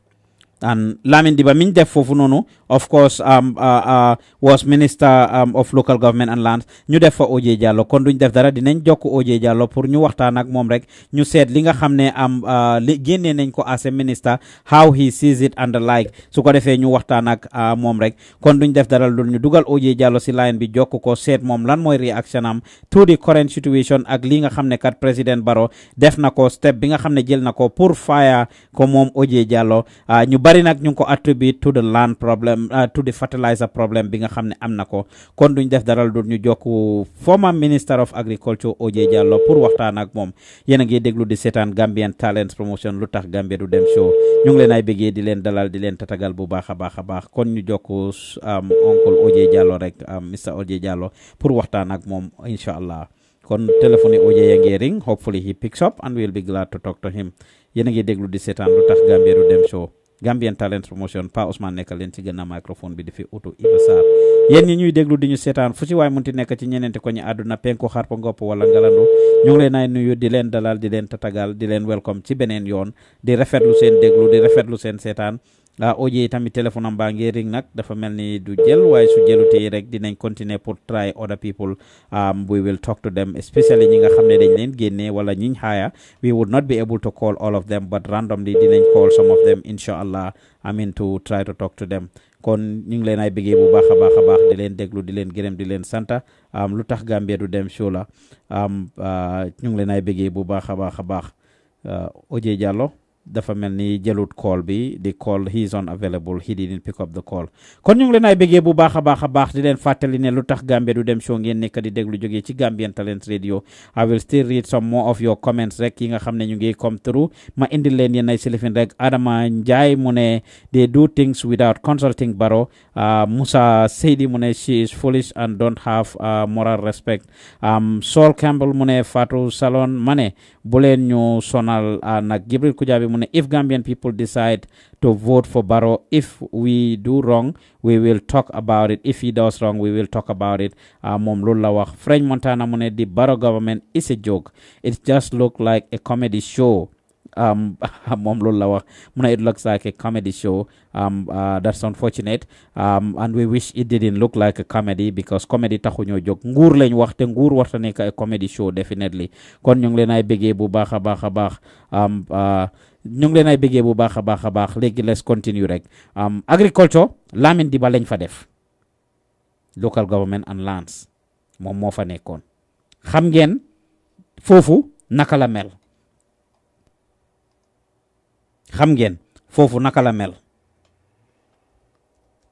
waaw all this while gis ngeen li nga xam ne mooy wax ji li gaay di ngunu si biir coow li nga xam ne mu ngi xew different places at different times you continue to hear these things you continue to see people talk and say a lot of things Minister Lamin Diba what is his role in the government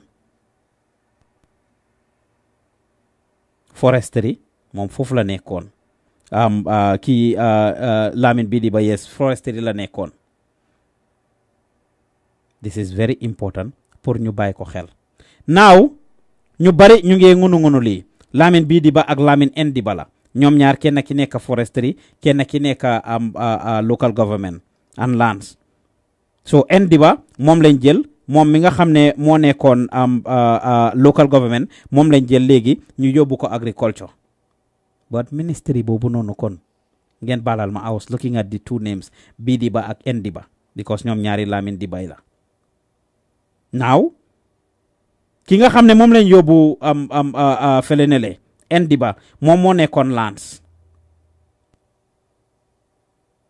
ak local government ngeen déggali xew Gunjur déggali xew Sanyang déggal land dispute ci fee xew ci diggante Sol Fraser ak Global Properties ak waa Sukuta yi ngeen dégga taanee ne issue bi coow laa ngi ne kur ci dëkk bi si affaire yi land déggalu xew Faraba Bantal déggalu xew am Mandinari coow laa ngi ne kur ci dëkk bi si affaire yi land now of course our badi bunka broda moom mi nga xam ne moo yor yëfi ñu gis ko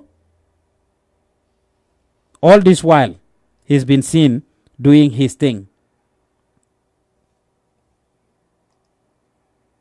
unfortunately forestry fele ne la si park bi naka lañ ko dee ooyee sax Monkey Park muy loo xam ne lu daw yaram la ñaari ministries yi yëpp forestry ak local government all this while yéen a ngi déggoon affaire yi Monkey Park business bi ba tey jii mu ngi fa save Monkey Park ñu génnee ko def ko agriculture they are all interrelated ma ne li ma dee wax sax are these all not part of agriculture forestry is it not part of agriculture why have a different ministry in the first place that would be talking about that is gonna be forestry when we have agriculture there loolu si boppam duplication of effort la each of these ministries bu si nekk am minister am permanent secretary wala benn ñaar ñetti permanent secretary jógee ci loolu ba pare am lifin as well am what you call it am directors am yeneen junior staff each of these ministries would have nothing less than 50 to 100 employees gis nga redundancy bi si boppam lañ war a génnee ci réew mi local government and lands one can understand but forestry this is a ministry that could have merged with the agriculture ministry to fekkee ne we are just talking about being realistic here su fekkee ne we are talking about just being realistic here kon Lamin N Diba moom mi nga xam ne moo yore woon forestry moom lañ jël def ko mu nekk minister of agriculture ñu génne OJ Jallow. OJ try nañ ko nag and could not get hold of him. Ma tryat ko one more time. Hopefully we'll be able to get hold of him. Mom, he is always available for the media. Time boko kole ñaarel, he is available to talk to the media for the most part. Whether bi mo nekk minister bi mu nekkoon minister 2 weeks ago rek la ko Ramatulaay jógee feature si Tambambalu show bi gannaaw bi mu defee conference am bi ba pare during which he said a lot of things moom OJ Jallow. And if I get hold of him, of course, it would have been very interesting. Ñu waxtaan ak moom yu bare yoo xam ne would need to be cleared si affaire land issue bi because moom it's been out there. Ne affaire fertilizer issue bi moo tax ñu fire ko and the like. So talking to him is very important. Duma def dara su fekkee ne jotuma ko anyway. He had meeting with an interview. An interview with Kini. Please call boobu noonu call the regular number. Duñ mun a jël call bi fii nii duñ mun a wax ak yow fii nii call a regular number bi please. ñu ngi leen ay bëggee yéen ñi nga xam ne yéen a ñuy toppa di ñu déglu fii ci Lutakh Gambia du dem show ngeen baalal ma rek trying to make the calls and everything is distracting me to some extent. I am doing this alone fii and it's kind of making it very hard. Ñu ngi leen ay bëggee bu baax a baax di leen gërëm di leen sant ci seen déglu bu rafet ak seen toppa Lutakh Gambia du dem show la kon kooku mooy ki nga xam ne moo represent moo jël over loolu noonu du ma def dara lu dul ma play this by OJ Jallow rek interview bi nga xam ne amoon na ko ak suñ brother Panderi a few days ago. We will extract some of that discussion su ko defee ñu déglu OJ li nga xam ne moom la jotoon a wax ak Panderi rek inshallah ñu def loolu rek ñu déglu interview bi nga xam ne OJ am na ko ak Panderi. Ammunition to think and to start insurrecting and start talking. And then the whole country will ride with rumors. That's what I said. For us, what we should have worked for, to go and have all the reforms that we agreed upon. There is the foundation for a strong, viable, democratic dispensation with a strong constitution, a strong civil service, a strong security service, and then from there, any government that is coming in future will have a strong foundation to work for and move this country forward. So if I got you, you cannot understand how comes President Barrow appointed Ousainou Darboe as Gambia's vice president. You cannot understand that. Because for me, to be honest, I think the vice president was doing well, very well. And as he was the chairperson of the coalition, I think that position belongs to her. Because thank God she was the one who thick and thin, who was coordinating and chairing and calling all the meetings. And with his patience and perseverance of all the struggle and all the hustling within the committee, the executive, that's why we arrive where we arrive. That's my personal opinion. I can see that Lamin Dambudiba, the minister in charge of lands, has been redeployed to your portfolio. He's your replacement. And Ibrahim Asila, the DG of GRTS, has been appointed information minister. Ousainou Darboe, the former foreign minister, appointed vice president of the Gambia. Is this playing out well for the UDP? Will you say that this is another way to consolidate UDP to become a future government? Well, seeing it, if most of the most important portfolios go to the UDP, it consolidates the UDP on the ground. That is the fact. This is politics. We cannot hide it. It is politics. Are you going to resign from the coalition, or are you going to stay? No way. I'm going to be part of the coalition and try to revive the spirit of the coalition for those who want us to come together so that we can move forward. For those who are no more working within the agreement of the coalition, we're going to continue. For me, I will continue being an active politician because I owe it to this country. That's why I am here. And I will never, ever allow myself to be a standby, to stand by and see this Gambia move in a wrong direction and for me to keep quiet about it. That's not possible.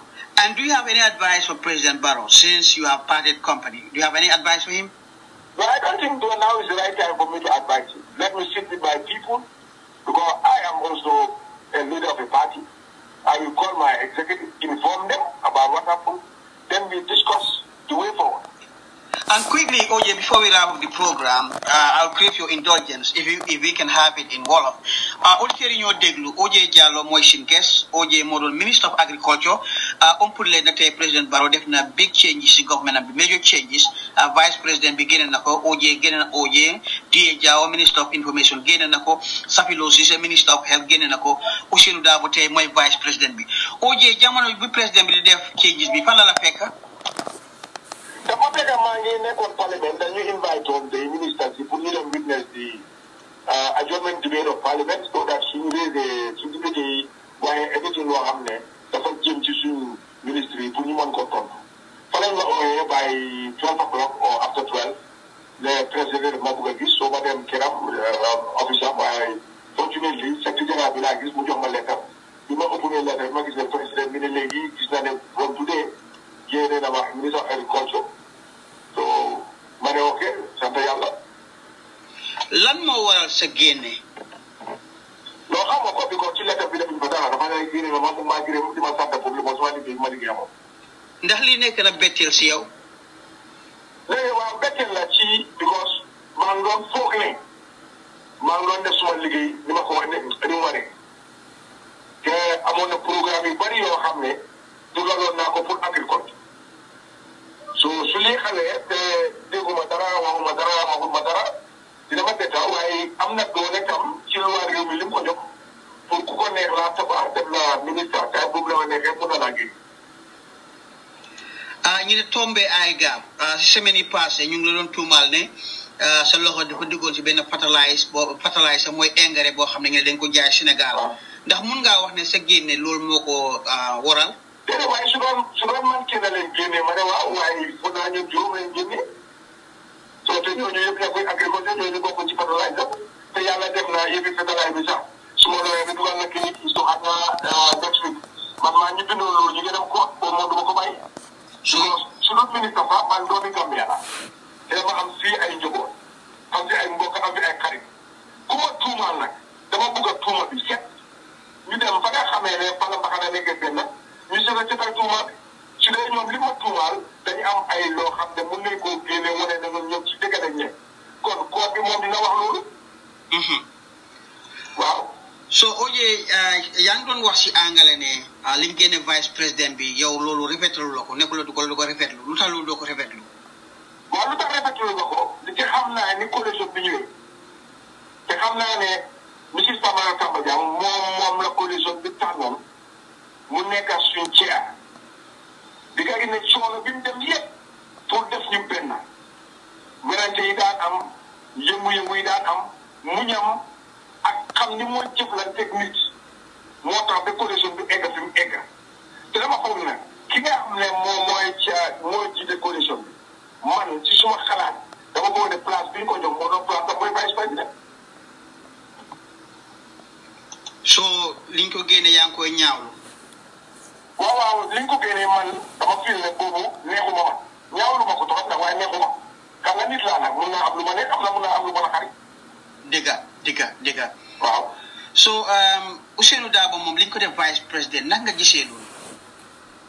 waaw xam nga président bi moo diggaan xaw ma ci lan la ko wér ci lan la ko def waaye loolu ci kanam xam naa ne ñëpp dañ ci xam lu set du ko teel a lii xew ñun ñëpp ku nekk war naa dem toog ak sa nit ñi ngeen waxtaan ngeen seet naka ngeen a demee ci kanam. auditeurs yi ñoo déglu OJ Jallow mooy seen guest normally dindee nekk si radio bi arjuma waaye lii dafa nekk ay breaking news OJ kon dafa mel ni daal Adama Barrow daal faxas na cabinet bi so léegi ku mel ni Ousainou Darboe yaa ngi doon wax si angale ne lii dafa xala teel xel daal right.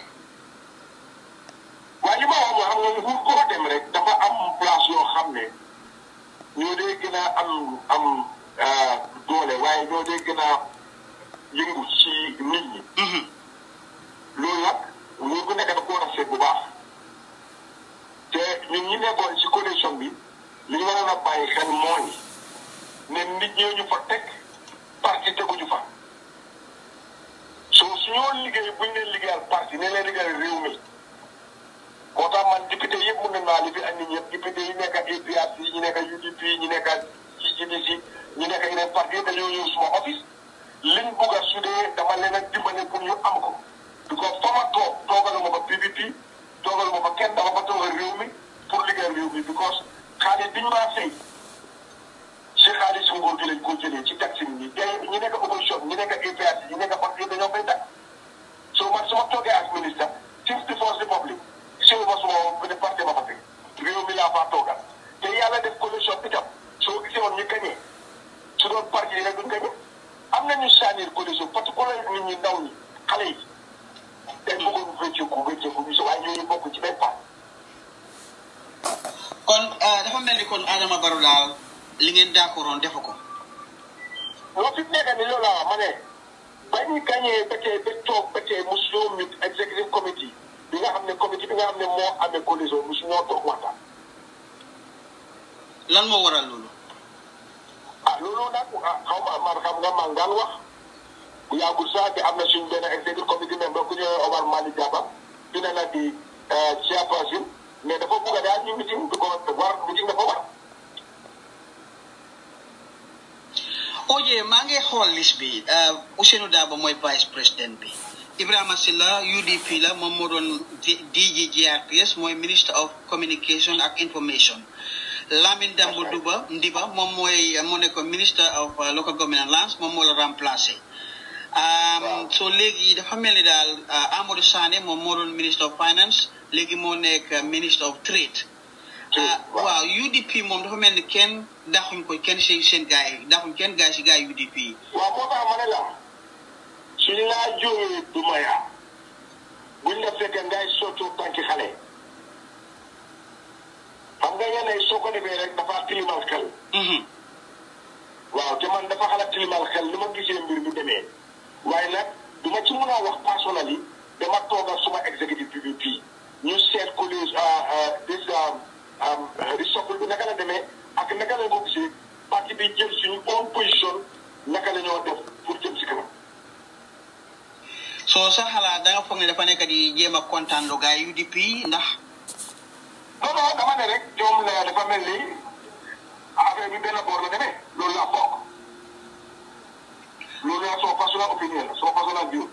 right so yow loolu du change dara si li nga support coalition government bi. non man dinaa support jàmm ci réew mi waaye taxul ne dinaa support police bi oo action bu government bi di def léegi I am an ordinary Gambian citizen koo xam ne my responsibility just like ma nekkee in government.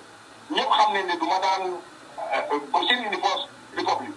macha allah yéen a déggandoor kooku mooy honorable OJ Jallow the party leader of the what you call it of PPP nga xam ne mooy one minister of agriculture moom lañ jos génnee nii maa ngi ko doon jéem a jokk pour waxtaan ak moom what a lot of the things ñu ko laajit Panderi laajoon na ko comme waxtaan ak moom noonu and he did share a lot of that information yéen ñiy déglu di ma seetaan si jamono ji maa ngi leen ay bëggee bu baax I will read some of your messages Adama mu ne they do things without consulting others Jibril Kujaay mu ne hi Gambian people decided to vote for Barrow if we do not wrong we will talk about it Sol Campbell mu ne Fatou Salon ma ne bu leen ñu sonal nag Adama mu ne this is the best platform too bad I can't be on all the time great program my brother Musa Seydi mu ne Gambia is on a right track and inshallah progress is coming Kausu mu ne stop lying to people I don't agree to your speeches Satu Salon mu ne what's wrong with some people I have right to comment I'm Gambian and I'm concerned you people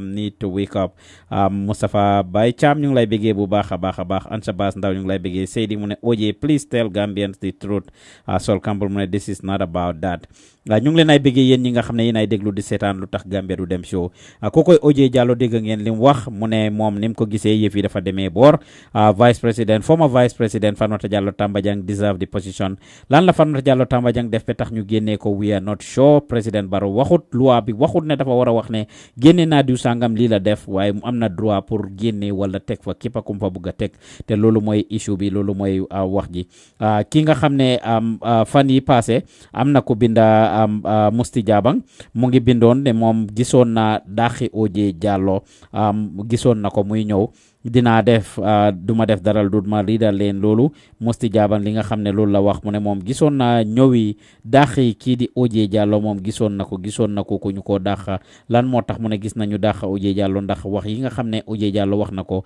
ci affaire coalition bi ne moom 3 years kat after 3 years moom daf doon resign loolu la OJ Jallow wax mu ne su 3 years yi jeexee moom dafa resign and according to Mr Jabang su OJ resigné after 3 years yi loolu doon nekk lu baax ci moom weeda ci président bi weeda affaire yi fertilizer bi moo tax ñu dàq ko ndax affaire yi 3 years bi moo tax ñu dàq ko ba den loolu la Musti wax mu ne moom foogut ne OJ Jallow président Barrow dina ko fa doon bàyyi according to Musti kon duñ def dara lu ñu riit li nga xam ne moom la Musti wax rek su ko defee wi take it up from there ñu continuer programme bi yéen a ngi déglu di seetaan lu tax Gambia du dem soo jógee ci Gambian Talent Radio Pa Ousman Diouf nekkal leen ci gannaaw microphone bi gis ngeen Musti Jabang li nga xam ne loolu la binda mu ne I saw the removal of OJ Jallow coming because OJ made it clear that he will leave office at the end of the 3 years. OJ dafa wax ne he will leave office at the end of the 3 years. Office at the end of the 3 years. He promised the Gambians. I personally did not want him to leave after 3 years, but knowing politics, Barrow will never see OJ resign after 3 years, as this won't look good on President Barrow if he is carrying on for 5 years as dictated by the Constitution. Politics is the name of the game, and Barrow happened to be the man with the ultimate power. Mu ne moom gisoon na lii di ñëw ndax OJ Jallow dafa wax ne su ñetti at yi fa war a toog jeexee moom dafa génn su ko defee mu bàyyi keneen toog jël lee ngay si kawam gis ngeen yéen ay si comment si ko gaay commental Yusufa Sow mu ne ko OJ thought that he could intimidate President Barrow, forgetting that he has little political base to do that. Only a fool will leave such a person in his government. Abraham Susomuna, because OJ Jallow is a thief and has done nothing in the Ministry of Agriculture. Jeff Makamune, but the same OJ once said the ultimate of the coalition was to get rid of Jammeh, and apart from that, nothing else. What is he going to do after the 3 years? Modofal Mune, you can sit in London and talk BS, Musti. We the youth are just waiting for the 3 years, then you know the real name, the game, and where the ultimate power resides. Was Oga not in State House when we tore his posters and burned down his pictures? Stay real or leave fishy boy. Loolu la ko wax. So yéen a gis some of the comments yoo xam ne ñu ngi foofu noonu about the OJ Jallow issue. OJ Jallow dégg ngeen lim wax. According to him, he doesn't think it was fair for this thing to happen comme nim happening nii feel na ne Fatoumatta Jallow tam nañ ko for a bàyyi waaye foofu pour tontu for OJ though, should people be rewarded and be left in positions just because of what they did yesterday? They have responsibilities ci suma gis-gis man to make sure ne kat change na doxal na jox nañ ko lenge yi doxal na ni mu war a doxalee amin yëfi comme niñ ko joxee, but not to actually bàyyi ko fa rek just because Fatoumatta Jallow Tambajang contribute na loolu noonu doesn't mean ne dañ ko war a bàyyi foofu noonu forever. Su fekkee ne mu ngi deliver, su fekkee ne disappointed Gambian si she could be left there, waaye su fekkee ne she did something luy tax pour ñu dàq ko pour ñu génne ko, yes war nañ koo génne. I disagree with OJ foofu noonu. Dudu bi tey mu ngi bindoon mu ne, are you one of Barrow's blind followers? What has he achieved thus far to go beyond the 3 years limit he agreed upon with his counterparts when they formed a coalition to defeat Jammeh?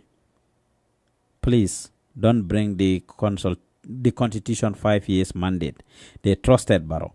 I love people who honor their words. But in the Gambia, power greed kicked in fast. Jamfarek. If Barrow really cared about the well-being of the Gambians, then our main hospital shouldn't be renovated ahead of the State House. From the State House, National Assembly, offices down to their homes, all well furnished, fully air-conditioned, clean janitorial services. No, janitorial. Yes, clean or janitorial services. 3-day meals and well lit. But our hospitals and schools not fit to dwell. Guess who's paying for their salaries and high standard lifestyle? You, the Gambian taxpayers. Don't allow any government to abuse and use you. Our beloved country is not their personal property. Gambia for all. Lula dudu bitay wax. So kon Gambia yena gis some of the things yo xamne nit ñi ñu koy wax ba tay ji rek ñu continue with the discussion. Lolu moy some of the things yo xamne gaay ko wax kini di OJ Jallow dégg ngeen li nga xamne mom la jotta wax fofu nono. I mean as far as the thing is concerned mu ne mom dina dem mu tok waxtaanaat ak askanam bi gaay seetaat seen boppa bu baaxa baax ñu segg ko gis ngeen li may fati la won kat mom dafa congratulate mu ne I want to congratulate H.E. Ousainou Darboe on his appointment as Vice President of the Republic. I wish to congratulate all the newly appointed ministers and wish them well. God bless the Republic of the Gambia. Lola may fati wax mom tamit he was able to throw his 2 cents on this thing on the appointment fofu nonu ku nek mu ngi wax sa mbir rek ak sa concern New Gambia lañ wax kon gis ngeen President Barrow keneen kan la replace muy D.A. Jawo ki nga xamne kat mom mo amé won walum information D.A. Jawo de a lot of people said he's been struggling xam nga li moy wax ji when D.A. came into office he's a very humble man and of course ñun personally he has been engaging us last program biñ def sax suñ internship biñ don run knowing we are under his ministry, knowing that we are working with under the media, we engaged him. He couldn't make it to the event, but he sent his advice and to represent him. He's been doing a lot of, good things. But the reality is, a spokesperson dafa wara njaxlaf. A spokesperson dafa wara nekk ko xamne is abreast with situation, knows the things and can actually talk about them and express himself. D.A. Jawo dafa am problème yi wax. Spokesperson lañ wax de.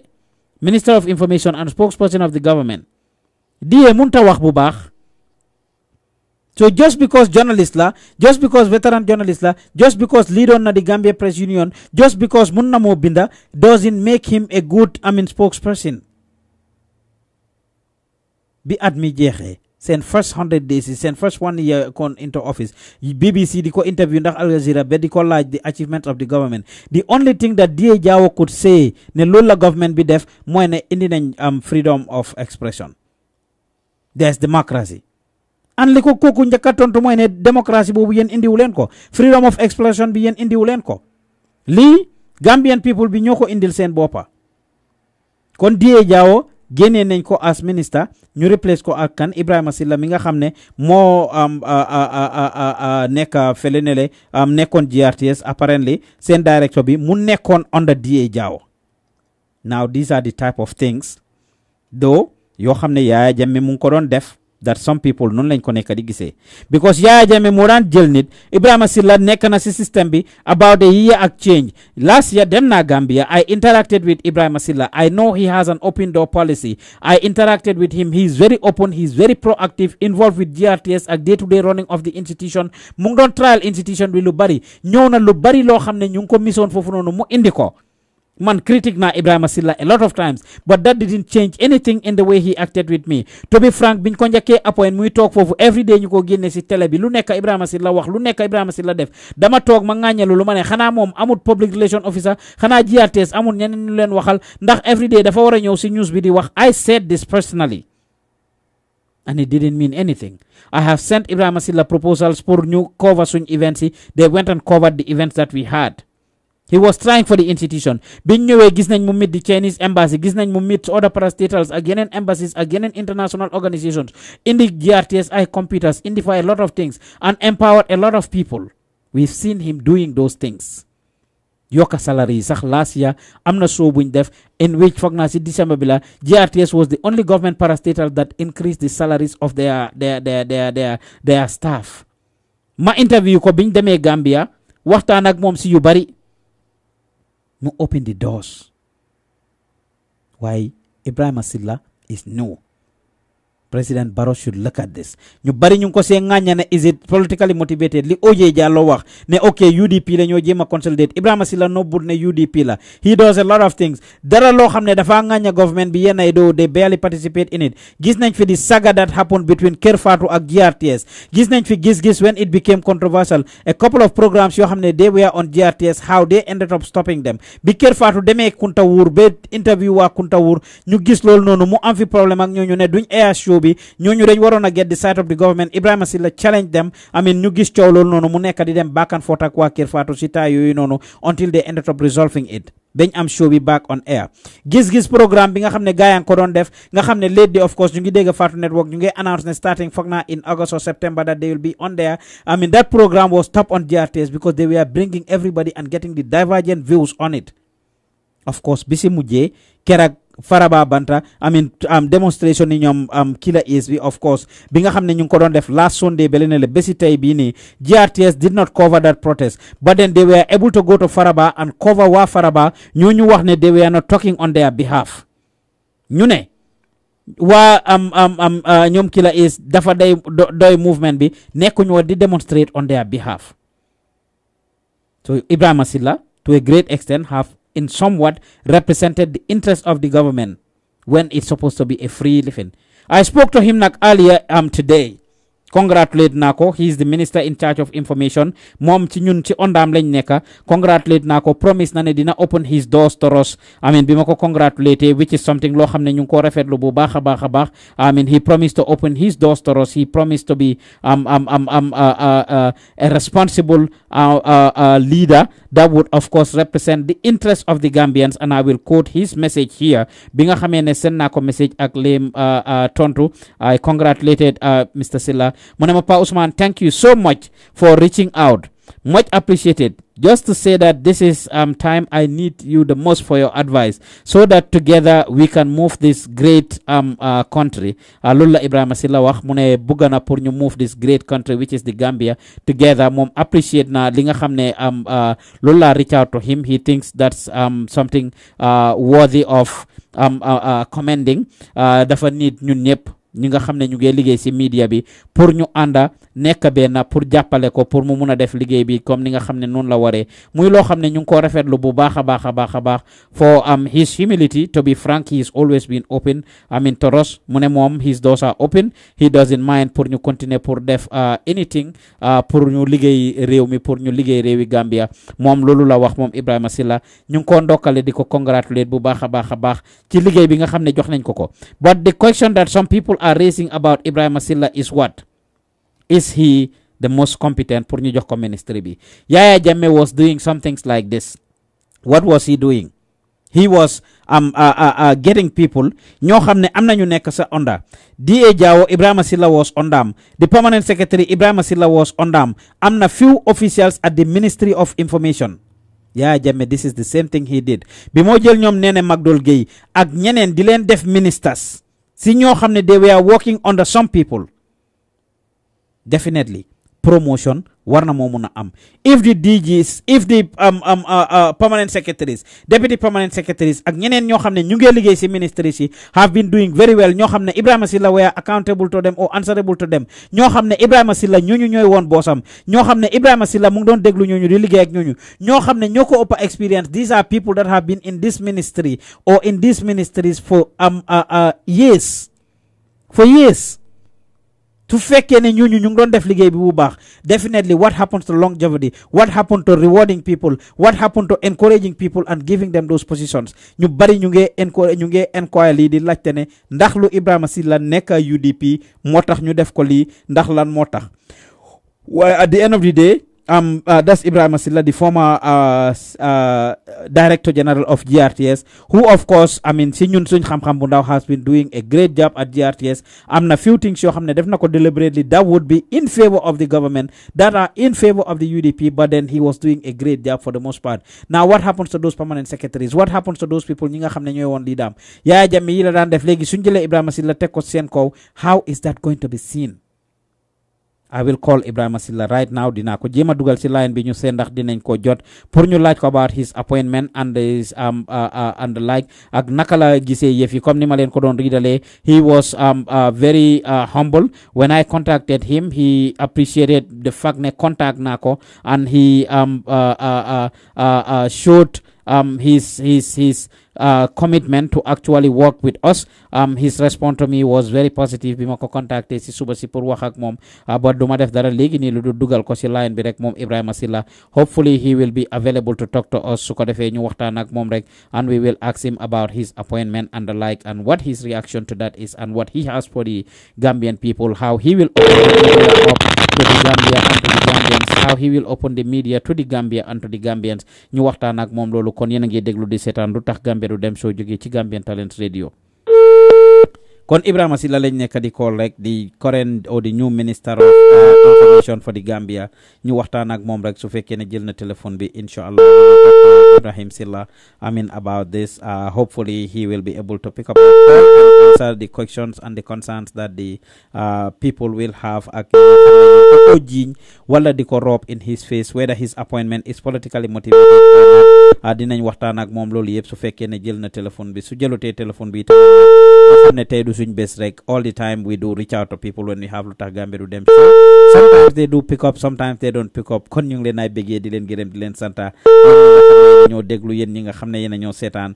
The show is live fu ci waay munti nekk ci ñoom. If this is your first time listening to us, Gambian Talents Promotion la Lutakh Gambia du dem show bu baax a baax di leen gërëm di leen santa. Kon Ibrahima Silla la nekk di call yi nii. Hopefully Ibrahima Silla will pick up the call. Astaghfirullah, maa ngi doon call. I actually dialed the wrong number foofu, unfortunately. Duma def daral du ma continuer rek try at Ibrahima Silla number bi. I will dial his number right now, and hopefully he will be able to talk to us. Yéen a ngi déglu di seetaan Lutakh Gambia du dem show right now. Ma dugalaat number Ibrahima Silla bi ngeen baalal ma nag. I am one person doing all of these things. Ma dugalaat number Ibrahima Silla bi pour ñu waxtaan ak moom. Su ko defee rek ñu déglu moom his part and his take on his appointment as the new Minister of Information. Ki nga xam ne moom la réeréewu leen mbir ne government of the Gambia jëloon nañ ci di Sankare, Ibrahima Sankare, def ko di spokesperson of the government. Kon number Ibrahima Silla baa ngi noonu. His number is switched off. Dafa xëy wala nekkul ci gox bi nga ko war a mën a amee. ñu ngi jéggal jéemaat ko ci. Kon kooku mooy Ibrahima Silla, nambaam bi dafa fay wala mu ngi ci jamono gox goo xam ne mënuñ koo jot. Dinañ continuer nag di try gars yi rek ñi nga xam ne ñooy government officials yi pour jokku leen su du tey tamit on other occasion. Waaye yéen a ngi déglu di seetaan Lutakh Gambia du dem show jógee fii ci Gambian Talents Radio. Pa Ousmane nekkal leen ci gannaaw microphone bi rek. Ma read some more of your comments that are coming through, and inshallah we will take it up from there. ñu ngi leen ay bëggee bu baax a baax yéen ñi nga xam ne yéen ak ñoo déglu bu baax a baax. Seydi Sambu mu ne OJ, please tell Gambians the truth. Loolu la wax. This is not about that, Sol Campbell said. Jamil Gaipaba mu ne UDP party now they took over the, let them also not question about other firing that will be coming in the future, because I know Dabo also will be fired very soon because he is greedy. Stephen Mende mu ne people have to respect the rule of law. Some people are above the law in the Gambia. Moom loolu la wax. Sire Balde mu ne God help Gambia, our homeland. Victor Sambu mu ne did OJ know that Dabo cannot be vice president? Salifu Koli mu ne I am very happy to listen to programs in the Facebook. I wish to have radio live in the country one day. Sire Balde mu ne too much in our country. God bless our country. Fatou Cham Jabate mu ne lii Gambia network hankay. Kon ñu ngi leen ay bëggee yéen ñi nga xam ne yéen a ñooy déglu di ñu seetaan. Ibrahima Silla mooy di current minister of naka lañ ko ooyee information. Lamin Diba agriculture, minister of foreign affairs Momodou Tangara of course have been the ambassador of the Gambia to the United Nations. Depuis time Yaya Jammeh, he is described as a seasoned mature guy. Ñu bari ne ku humble la. Of course bi nga xamee ne Yaya Jammeh dem na ba ne du bàyyi nguur gi, Tangara and 9 other ambassadors came together and they wrote a letter gannaaw bi nga xam ne Omar Faye def na ko gaay bind letter condemn ko ne ñoom kat they are not happy with him and they asked him to step down and respect the voice of the people, the verdict of the people. Kooku mooy Tangara moom mooy ki nga xam ne moom lañ def lifin the Minister of Foreign Affairs si jamono ji bi Adama Barrow ñëwee ñu bari ñu ngi question lii. A lot of people question President Adama Barrow di ko ŋàñña si li nga xam ne mu ngi ko appoint ñu mel ni Tangara ñi nga xam ne ñu ngi doon liggéeyal Yaya Jammeh. A lot of people rafetlu wuñ loolu ne kat képp ku liggéeyal Yaya Jammeh rek President Adama Barrow warut koo jël xaaya ko. That is the opinion of a lot of people. Tangara ñu bari loolu lañ wax mu ngi nii fii you guys can see him, that's him right there. ñu bari ñu ngi wax ne Tangara waruñ koo xaaya waruñ koo jël def ko lii mu ngi waat nii fii. Of course am na jamono nag he fought with ñi nga xam ne ñu ngi doon ñëw pour Yaya Jammeh lifinam bi nga xam ne mu ngi doon go on. He fought with them the entourage of Yaya Jammeh bi nga xamee ne ñëw nañ. Kii mooy Mamadou Tangara moom mooy ki nga xam ne moo amee foreign affairs right now mooy woon Gambian ambassador to the United Nations until recently nii. ñu bari ñu ngi wax ne nag he is good there, he's done a lot of things, but am na ñoo xam ne ñu ngi question why would Adama Barrow dig old wounds and bring us the same people that were working for Yaya Jammeh? That is the $1 million question that a lot of people are asking, whether it's genuine or not. But that's what some people are asking. Government binak in their response they have talked about this on a lot of occasions. Ne mënuñoo expect pour gaay ñëw rek faxas ñi nekkoon ci système bi yëpp. They will keep the ones that they think they are good. They will vet people. I mean ku mel ni Tangara, whatever he does, whatever experience he has, however he's working with the United Nations, maybe they have spoken to the UN, because the government of the Gambia is currently listening to a lot of people. I mean Tangara yàgg na foofu noonu, he's been there for a minute. Yàgg na foofu noonu bu baax a baax ci UN bi nekk na fa am na fa experience. I mean bu baax a baax su ngeen ko seetee fii nii of course moom ak former secretary general bi la woon. Gannaaw bi nga xamee ne mu ngi def mbiram kera gis ngeen lii nii depuis 2016 la ko Fatou Network bindoon ne permanent Mamadou Tangara, Gambia's permanent representative to the United Nations, has been recalled according to a very credible source. Kii moom ak Ban Ki-moon la woon. I mean yéen a gis lii nii. I mean he's been doing his thing for a long time. mu ngi foofu noonu yàgg na moo liggéeyal réew mi. I mean he's been doing his thing. These are all Tangara's pictures. ngeen gis mu ngi def different things. ma jël kola boobu noonu rek su ko defee ñu waxtaan ak moom ñu dellu si waat. Hello kola. Hello Pa. waaw naka nga def nuyu naa la. Fine maa ngi la fay naka Eva mu ngi online tey. non Eva ñëw tey dafa xaw a jël break xam nga moom ay affaire am rek. moom dañ ko moom ponctualité moom mooy loolu moom attendance am moom mooy loolu. non waay la. Pa yaa ngi raise a good topic tey in fact earlier on ma phone ni ko online ma tama call la maa ngi apologize su fekkee ne jaxase ma système bi. waaw dama bëgg a just say a bit xam naa nag tey I need an hour du ma teg because this cabinet reshuffle am na to the good side and the bad side of it.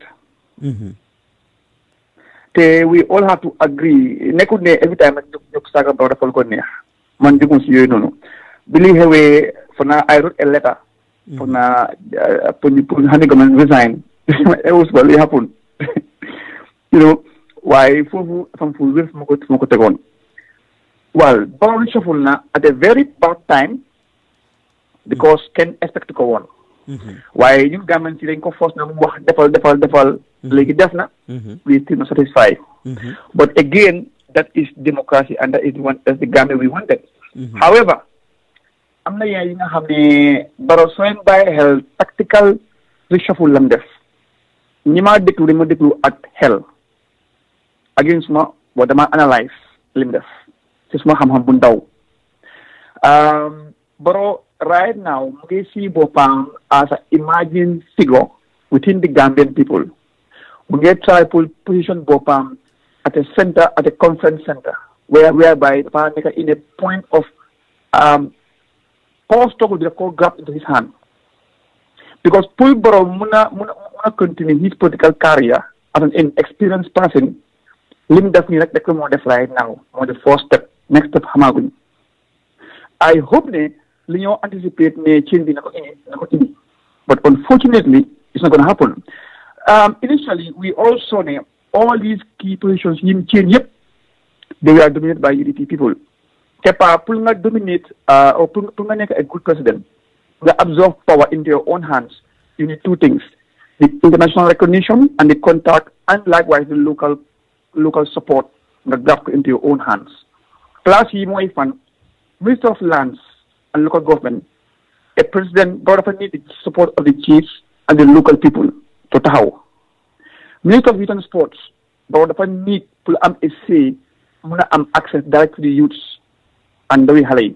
Hence Gambia being a youth populated country. Number 3, in the whole scene, the government needs to know what is coming in and out and no sign at Louis Fanla, more foreign affairs. Then ambassador then finance has unique money to know coming in and out at singa manipulated at singa diverted funds. We have seen how the governments in the National Assembly we get to their funds were diverted. You collect about that 3.4 million. Munuko explain munuko account. You like the 11 million munta explain munta account.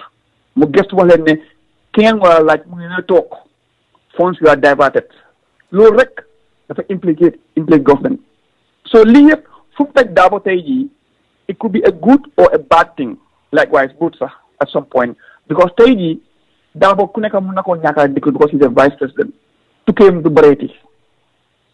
Barofneka right now, technical plus. So don't take multi what Numya Nyumfa, why boss don't take alone. Munano told me in whether or anything. I'm with then obligation to brief Dabo. Likewise, he's gonna brief the whole cabinet as a whole. No more inside thing. Why the Gambia be in our social setting, the quotas are smokotonga, lot of bana. That is the bad side of it. Ne, Barrow and Dabo now, Dabo can hold the stick of operation. Lower Helrek, but of course, Nakeba, smokotonga. Yama dafa dimba. Te ina fi yo dohal, lot of bana. This could be a reverse effect of this change. Why the fufu any hand the government who did not perform as a minister, no advisor in the same ministry, he cannot define what their objectives are. Henry should have gone. Henry mom demam dafa taxaw lolu koku shouldn't have even been advisor. Advisor for youth affairs, ban youth. What experience does Henry has? What has he done for the youth? Somebody that cannot express himself, somebody that has some corruption related, accusation, somebody that did not deliver anything, somebody that was barely communicating with the young people and doing the things that he should be doing. A lot of people are not happy with his ministry. That session on the 25th of June was a clear manifesto of his potential. While having said that, the National Youth Council should be the advisory body to the president in terms of youth matters. Little protest their rights, I don't know. Because the National Youth Council was created by an act of parliament and in the law. So you doing iron by hand. While little you could defend their right after the constitution of Majahal. Secondly, UDP we go Amingo. Their party is at stake on three things. ñëpp a ngi déglu looy daabo li moo def. ñëpp a ngi déglu régulo li moo def. ñëpp a ngi seet tey benn li moo def. So their party right now ñoo bëggoon jël nañ. Then remember what we are doing to APRC. They could the next party to be told the same thing. Te su boobaa what was good for the goose is also good for the gander. Secondly, tey jii Gambian si ñëpp a ngi wax naan ba right now fi mu nekk tey right now tey tàngara. Is the APRC related man. Jonathan Foreign Affairs. Cook will dance to the tune of Barrow. Tey finance. Mambu Njai. Diga nekut diga. He has something to be pending investigation. Tey lu ko ne Barrow ngek mu ne met noppi. Tey lands. Barrow ko fa tek mu ne ko control UDP bako ci party. Tey Minister of Youth and Sports. Musin ko name into any youth, any political party. So Barrow yini control nako. Amna what is the Gambia on about right now. Lila bëggoon. So because you say wisely, fine. tey don't be surprised Fatma Tambajang suñ ko yowutee as an ambassador in America mu dem toog si njabootam yi less problem more money sa biir family li nga wax si affaire yi UDP bi and of course them being in control, it works in their favor and it doesn't. UDP controls the National Assembly. UDP controls the local government, of course, and of course in the government, all the branches of government, they have big representation. Now, what they are also failing to understand, partly moi, dafa am li ñoo ooyee international pressure. Now, is Lawyer Darboe going to come and represent the interests of the Gambia? All this while, though, he's been seen, and this is a fact, he's been seen, muy dem di attend ay political rallies. Now that he's the vice president of the country, how much time will he have to participate in those rallies, to consolidate UDP? Lawyer Darboe dem na si National Assembly bi mu bàyyi for sitting si, dem for a political rally. These are things yoo xam ne they did happen in the past year and a half.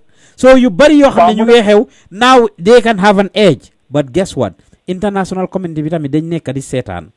And Gambians' eyes are open, and Barrow international pressure boobu noonu mun nam koo teg ba mu def yenn yi comme ni ma ko waxee si gannaaw rek ne ñoom kila soo gisee last week ñu jox leen permit pour gars yi demonstrate because of international pressure boobu noonu. And am na certain things yoo xam ne dinañ ko def gars yi bugg a koo naj, gars yi bugg a koo wàccee, gars yi bugg a koo wàññi, gars yi bugg a make sure ne def nañ ko pour mu nekk in the interest of the party, but the international world will not watch that. Wala suñ ko defee ñu ngi break the conditions of yenn agreements yoo xam ne am nañ ko international community bi, because things are gonna go wrong somewhere. For example, comme li xew Faraba nii, wala comme li xew in a lot of other places, things will go wrong. What they inherited is a very, very, very fragile government. Guys, they am a lot of work to do, a lot of things yoo xam ne ñu ngi war na focus on it, and all this while ñu nekk they are working. Ñu ngi reform, put a lot of reforms from. Barrow dafa ping Lawyer Darboe fi nga xam ne mënu fa move na fa lekkee ba doo function. Because we will never see a vice president to attend anything else. But secondly, my an article. Barrow might go for 15 years term. But stage the game plan is ne. Say Barrow will not talk about next year. So can resign. Barrow can trigger a change of constitution at year 4. Or a review. When the new constitution comes, maybe at least 18 months to be accepted into referendum at year 4. With year 4, they might have a constitution at year 5. So Barrow resign. Time limit beyond here, so got injected into the new constitution at year 5, bottom to year 6 referendum. They say minus 5 years. So for Barrow not talk 2 times. We have 3 years. So they are playing a very tactical, smart game. What I tell you, this constitution can affect why you call just 1 year, you want 2 days, you call maybe 6 months. Too long, to you and buy a referendum or a by election for new referendum, a new constitution in the middle between Fungura Baye and Fungura start a new term. So when you start the issue of the constitution, you drag them into. So it's talking about resign 2 years something. When I got over legi jellal. Come back. Legi parce que su resigné Lawyer Darboe continue foofu Lawyer Darboe du resign because of lan foog personne bi di ko mën a oote foog ñu am referendum for new constitution pour ñu accept ko foofu noonu suñ ko defee Lawyer Darboe again as a VP moo nekk acting president dafa oo referendum for a new constitution to be implemented foofu noonu that new constitution Lawyer Darboe mun naa taxaw election pour UDP am another fresh. so yow noo ko gisee Pa Ousmane mooy ne Barrow dafa jéema not Lawyer Darboe téem ko nga xam ne du ma def yéen because ñenn ñi ñu ngi doon ok the Barrow youth movement right now this move dafa confirm to a lot of UDP supporters ne ok yéen ñi doon wax ne Barrow youth movement bi political party la Barrow di jéema form ak lii loolu amul yow do you think that the Barrow youth movement and Barrow is still interested in forming his own party or do you think he is still loyal and 100% loyal to UDP? Barrow lim def right now may na ko di chance pour mu mën a form a party because am na the basis. Unless moo tax ne change bii nii li ñoo foog soo xapuñutee ak li ñoo yaakaar su fekkee xapuñut Barrow can have a grounds for a new party. However, su Barrow taxawee 3 years taxaw Lawyer Darboe continue year 5 foofu this new constitution dafa permettre même référendum foofu dafa legitimize Lawyer Darboe pour mun a accept pour mun a taxaw a new term at year 6 into the coalition government because Lawyer Darboe dafa continuer boobu noonu new constitution bi dafa jox Lawyer Darboe a new fresh full year term because UDP dañ believe ne they are the biggest party they can win elections moo tax right now nekk ñu register any voters card and ID card ñoom fi ñu ko téye nañ ko téye waaye UDP they are not by percentage. And looking at from 1996 until now. Nguur neex na de Pa Ousmane foog nga Barrow dina let go jox Darboe mu toog. waaw waay foog nga Barrow dina let go jox Darboe mu toog. nguur neex na de waaye ba xam nga ni Pa dafa nekk gouvernement boo xam ne ku nekk dina de compensate nga noppi nga toog. may parti dafa accusation ne ñu ngi ko fay ba léegi au lieu li ñu ko daaxa tey jii te mu bokk si ndeyu mbila gi damay wut noonu. yéen a ma yaakaar daal I'm not sure why leader journalists Gambia will go and investigate why getting out these people like that. moo tax government of the Gambia, the journalists of the Gambia, you have been given a hint. The youth advisor then, one of my party ko keep quiet or else. Loolu daf ko jekkali. Kay. waaye noonu la alhamdulillah ñu continuer rek journalist yi ñu ngi try lu bare bi ma toogee fii ak tey call na about 5 different people and every show nga dégg ma joytu ko I couldn't get hold of a single person ni nit yi foogee ne journalist yi nekkuñ def liggéey wallahi on a regular basis ñu ngi continuer di def liggéey continuer di try continuer di jokku am askan wi ak ñi nga xam ne ñoo nekk in position of responsibilities but getting information in Gambia is the hardest thing and people will even block you, stop you, do all kinds of things just because you are trying to get information from them, especially if information bo xamne daf leena put on a tight corner. Ma read some of the messages like Pa Ousmane Salifu Koli mune please come live every day, this is important. Victor Sambu mune Yaya did not only hire APRC members. Ibrahim Mane mune I do not think this reshuffle is good for the UDP and don't expect this to be the last. A major fallout is in the pipeline. The position of the VP is nothing more than ceremonial. Victor Mune, I mean to say members. James Kai Grepa Mune Kola, you are really conscious. Basnda Mune Pa, I think Moesi needs to be split or at least move information technology to works. My Minister of Kini. Finjobu Ibrahim Asila, Minister of Information, yes. I have seen that the appointments to this position has traditionally been people with journalistic background, with little or no technology background. A very important point, bro. Our IT infrastructure needs lots of improvement to keep up with the rest of the world, and I don't think Silla has neither the management or technical skill set to lead this important institution. In my opinion, he is too arrogant and knows very little about technology to lead this institution. This position has nothing to do with having a journalistic background and the same mistake with the former regime. Hence the reason our IT infrastructure, Gamtel, GRTS are all in shambles.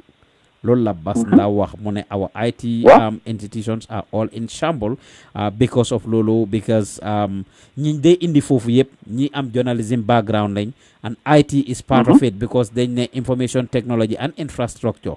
So moom mu ngi wax ne dañ ko wara divide infrastructure bi honestly mënon na nek under works or under another trade or works. I mean works and infrastructure ñu boole leen because ñoo denda ñoo gëna jegeñante ITB of course with the technology that is huge and the world is going global because of technology and Gambia should be able to take advantage of this. So broad Bas Ndaw, thank you very much for that wonderful. Pa Ousmane ma bàyyi la nga dugg si da nga xaw a leeta dugg si nag tey dama ñëw wrap up si waaye ma bàyyi la nga ñëwaat rek.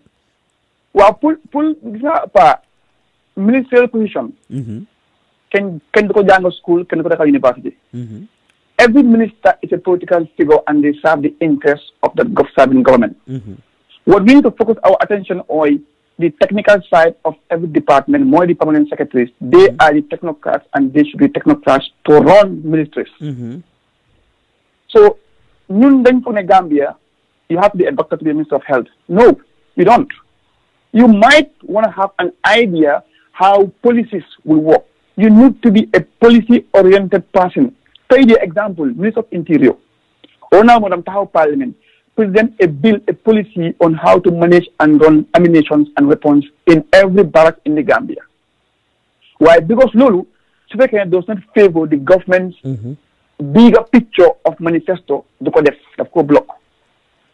This is where we have to attack our ministers, even though they are political figures. But what are they doing in terms of policy to police those administration and those ministries?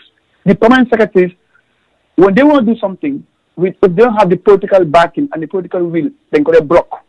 Because they don't attend cabinet meetings. So killing Wahni is very good right now. That time, Fatima Badi, the Minister of Communication. Koku was not a journalist. While Lim Janga Lakotek, which was a good move for Yaya, when you comment. Tayi Barrow mom munge appoint people based on ne Hamas Dara Hamulo or lawyer or Minister of Justice. That doesn't work. Tayi Bakambi, as a Minister of Justice. Tayi Koku Soko Interior. He not be very careful that strike one am permit or not was Hamal law because lawyer la. Example, right? Tayi Dabo Tayi, Nimneke lawyer Tayi, no turn to interior, na ham whether well permit or no permit. But they did. And more and Nick Palugams will understand why. Man over against UDP, but they are in government, they know aye. They are on Dimba, they know aye. Lawyer Dabo, this current constitution, that's draft. Pleboka. He drafted it. If you want to go back to history, if you have time, the reason why Jawara Dahon Bibi Dabo, Lawyer Dabo Motahon, Sidikam. Lee is another topic about him, but we, Nindawi, so we will go to Jmoy. Then advise Gambian young people, Janga. But let's do as much civic education as possible to know what are our rights, what are our responsibilities. What is democracy? What is freedom?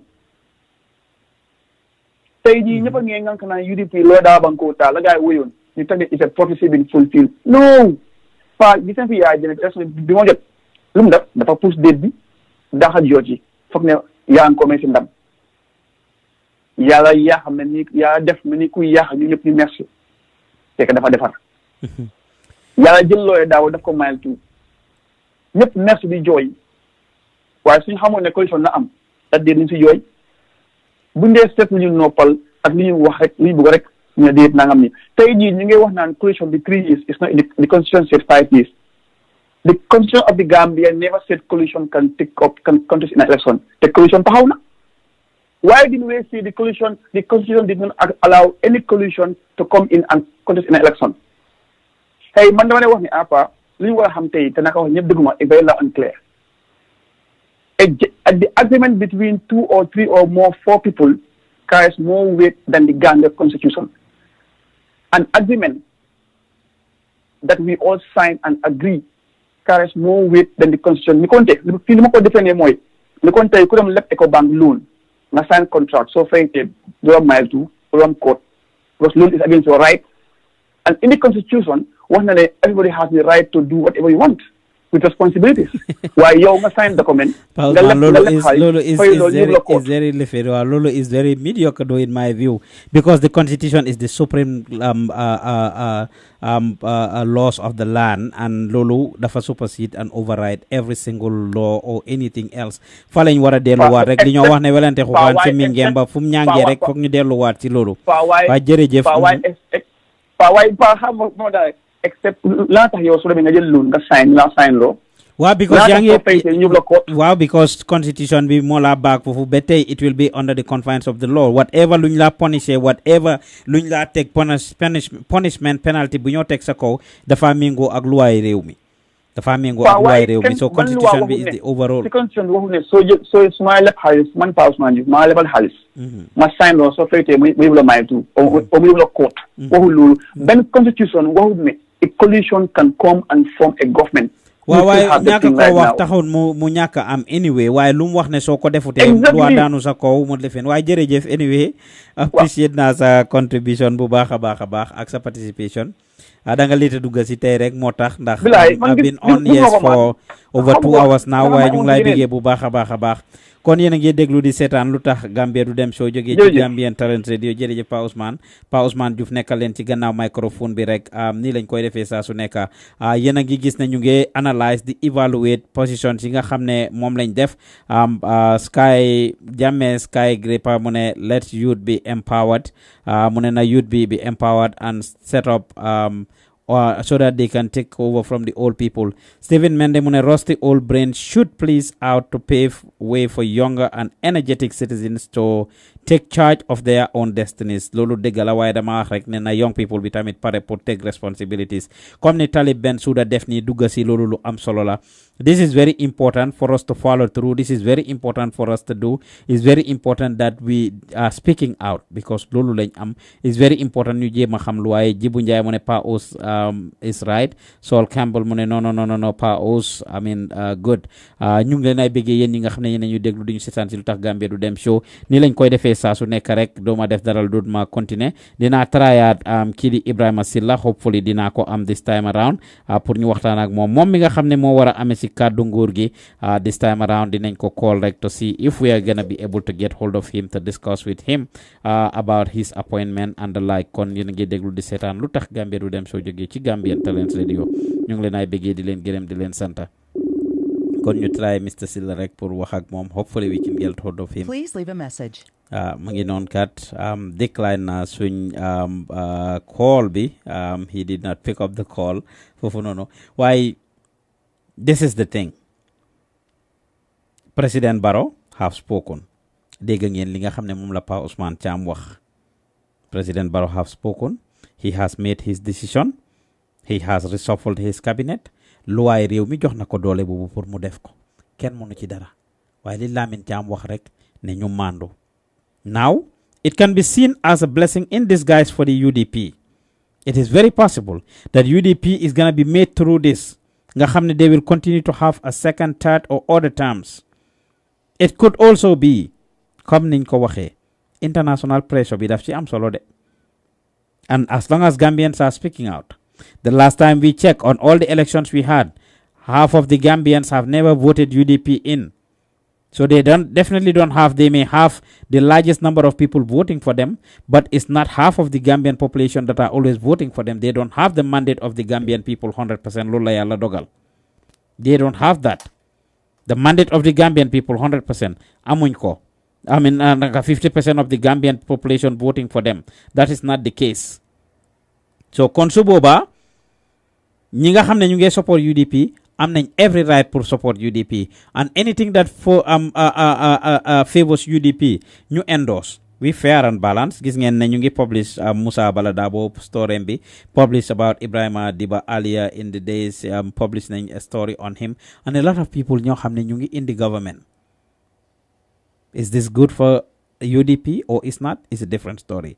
Now we are talking about the ministerial positions. Mamadou Tangara lañ leen doon wax noonu ñu jógee ci moom Minister of Land and Regional Government Musa Dramé. I don't know much about Musa Dramé, but am na ñu xam ne wax nañ lu rafet si moom ñoo xam ne xam nañ ko. These are names that were not associated with any political parties ni ko Pa Ousmane waxee. These are people that were not known ñoo xam ne xamuñ leen. Nekkuñ woon ci biir système bi dañ toog rek ñu indi leen. We will soon start to dig and know more about them. Friday la li xew, Saturday tey la Sunday, so 2 days rek la li am. We will try to dig and know more about them and get their information and stuff, and we will bring you more information as we have here about them. Minister of Trade and Regional Integration Amadou Sané moom moo nekkoon fële ca finance.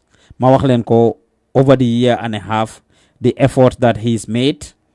Definitely his ministry has done a lot of work because pour ñu come up with this budget 2017 budget bi, pour ñu come up with the 2018 budget, pour ñu come up with all the different things that are related to the finances of the country, pour mun a xam réew mi fan lañ tollu, ñaata xaalis lañ am, ñaata bor lañ am, fan lañ tollu. Loolu is something loo xam ne is very important pour ñu bàyyi ko xel.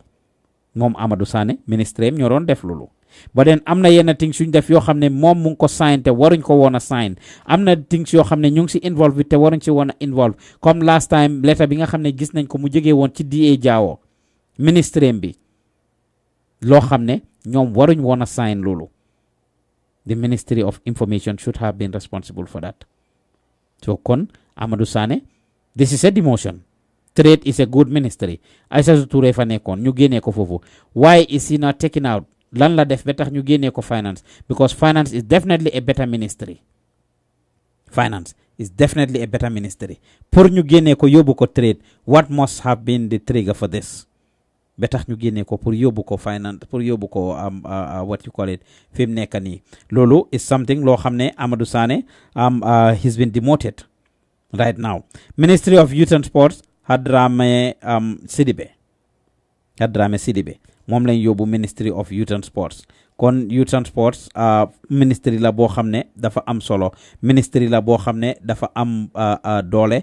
Ndawi réew mi seen affaire la, is very important pour ñu bàyyi xel affaire yi ndaw yi, pour ñu toppatoo affaire yi ndaw yi, pour ñu liggéeyal ndaw yi. Now Henry Gomez mi fa nekkoon definitely has not delivered to expectation. He hasn't. And this last week debate was a clear manifestation of that. He couldn't say anything or answer to anything. Yet, a month ago, a few weeks ago, we have seen scandals that he was involved with.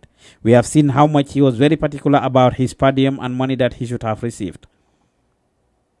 Am ñuñ waxal ñi ko jiñ Henry sax nag ne dafa nekkoon Germany, I mean push ak faje la fa nekkee woon and the like. Whether am na or not, ñu bari ñu ko jiñ loolu ne dugalante ak def ay deal ak yooyu la nekkee woon Germany. He registered a political party that never contested for any elections. Henry's party never contested for any elections. Ndax lii la bëggoon, ndax lii la gisoon is a different story. Why? Moom lañ génne ñu def fa Dramane Hadrame ñu bari ñu ngi wax ci moom tamit. More information is gonna come out about him as time goes on. Minister of Health and Social Welfare ñu jël Aïssatou Touré mi nga xam ne moo nekkoon trade. Dr Touré moom mi nga xam ne moo nekkoon trade. Dr Touré fan yi nii ñu ngi gis letters yi nga xam ne moom la ñi amee affaire yi mburu mi génnee ak liñ wax ne ñoom loolu moo dox seen diggante ak moom. ñu binda ko ñaari letter pour gis ko. The same thing li xew suma diggante ak Henry. They have not been proactive in responding to people to a great extent, to the concerns of the people. Land issues yi xew ci réew mi looloo ko waral.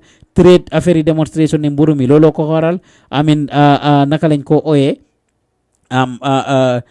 yeneen lifindi comme ñun communication am na yenn issues yoo xam ne xew na fa comme man mi doon contact Henry Gomez and the like naka and he was in responding when it comes to the youth sphere. These are the type of things. Mom Dr. Touré, she's had interviews and talked about a lot of the things that they are doing that her ministry is working on. She was just on Kerfatu a few weeks ago, and a lot of you have listened to her interview and the things that she said. The things that she said progresses yoo xam ne ñu ngi koo def ak work that she's doing. Now Safilo Ceesay min génnee, is it affaire doctor yi ñoo tax ñu génnee ko ndax lan ndax doctor yi toogoon nañ fii ñaaxtu fi ñu ne dañ bugga mu dem, she needs to be fired.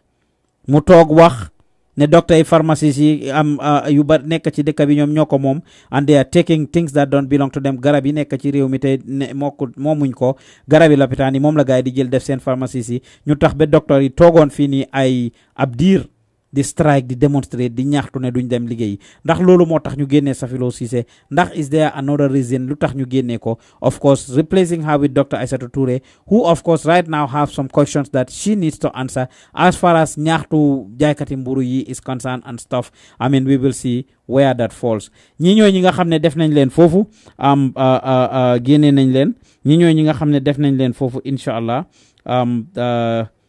ñu jël call bi rek. Hello. Yeah, hello. Yes, hello. Yes, hello. I'm okay. Hello. Yes, hello. Yes, Mr. Trawale, man past man. Man past man, how are you?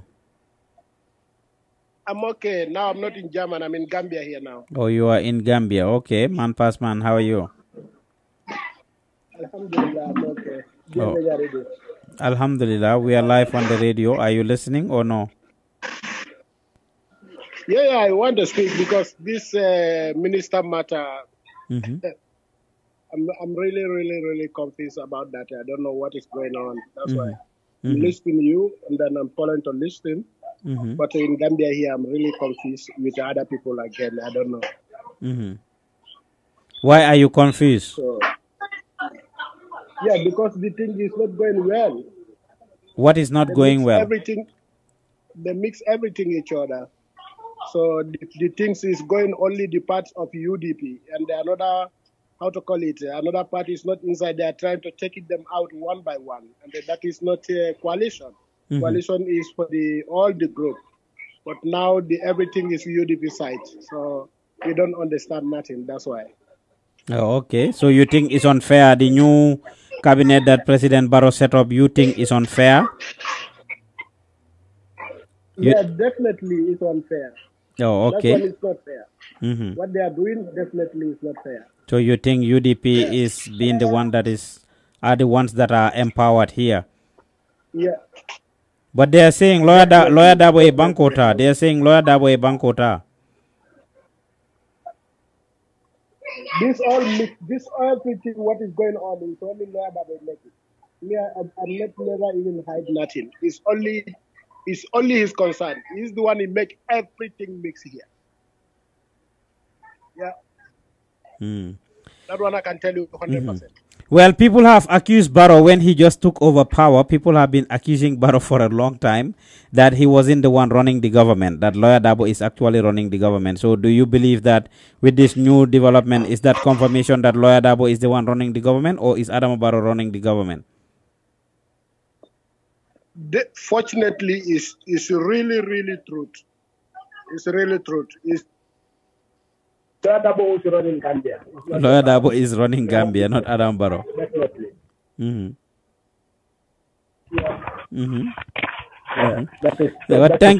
Thank you very much, man. We appreciate your contribution. Thank you. I see you online. Then I wish you all the best. Thank you very much.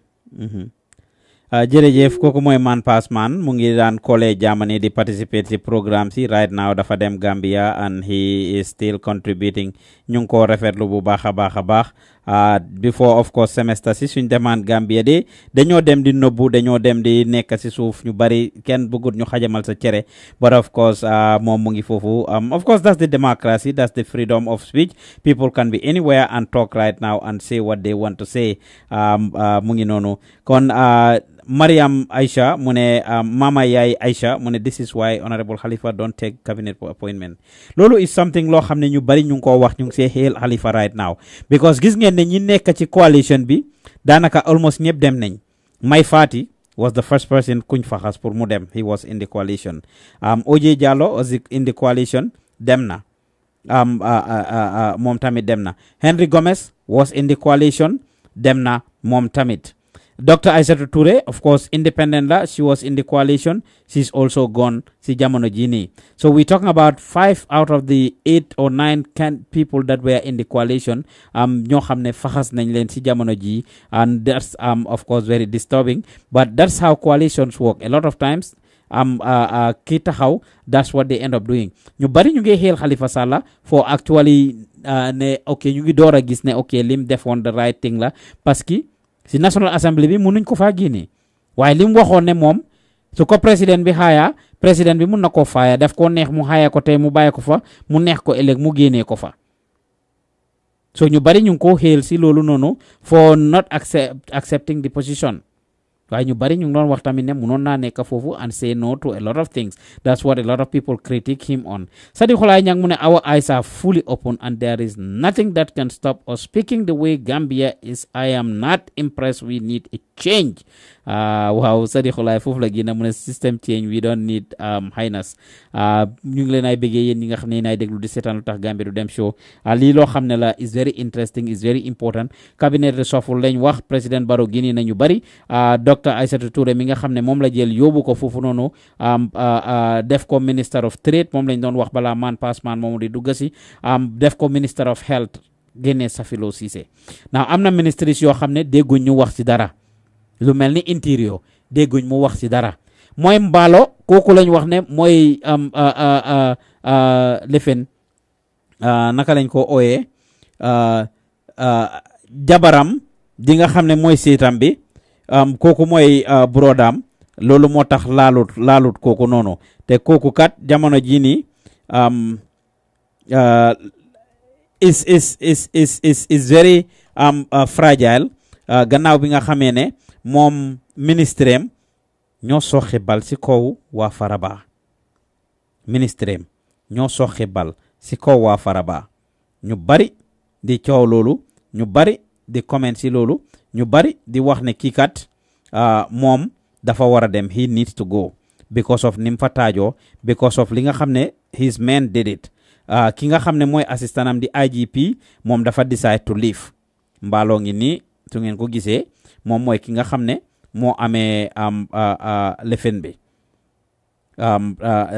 information naka interior dégg ngeen kër faatoo ngi bindoon Minister Barrow said the IGP did not order the firing of live bullets on unarmed residents of Faraba Bantang. Anyone found wanting will face the full force of the law. Gis ngeen ne mu ngi bind loolu la waxoon moom te ba tey fi mu nekk la jàppa fi mu jàppa la jàppa ne moom he is not responsible for the lifin. He is not responsible for loolu noonu ne moom he is not responsible. Waaw mu ne moom he is not responsible.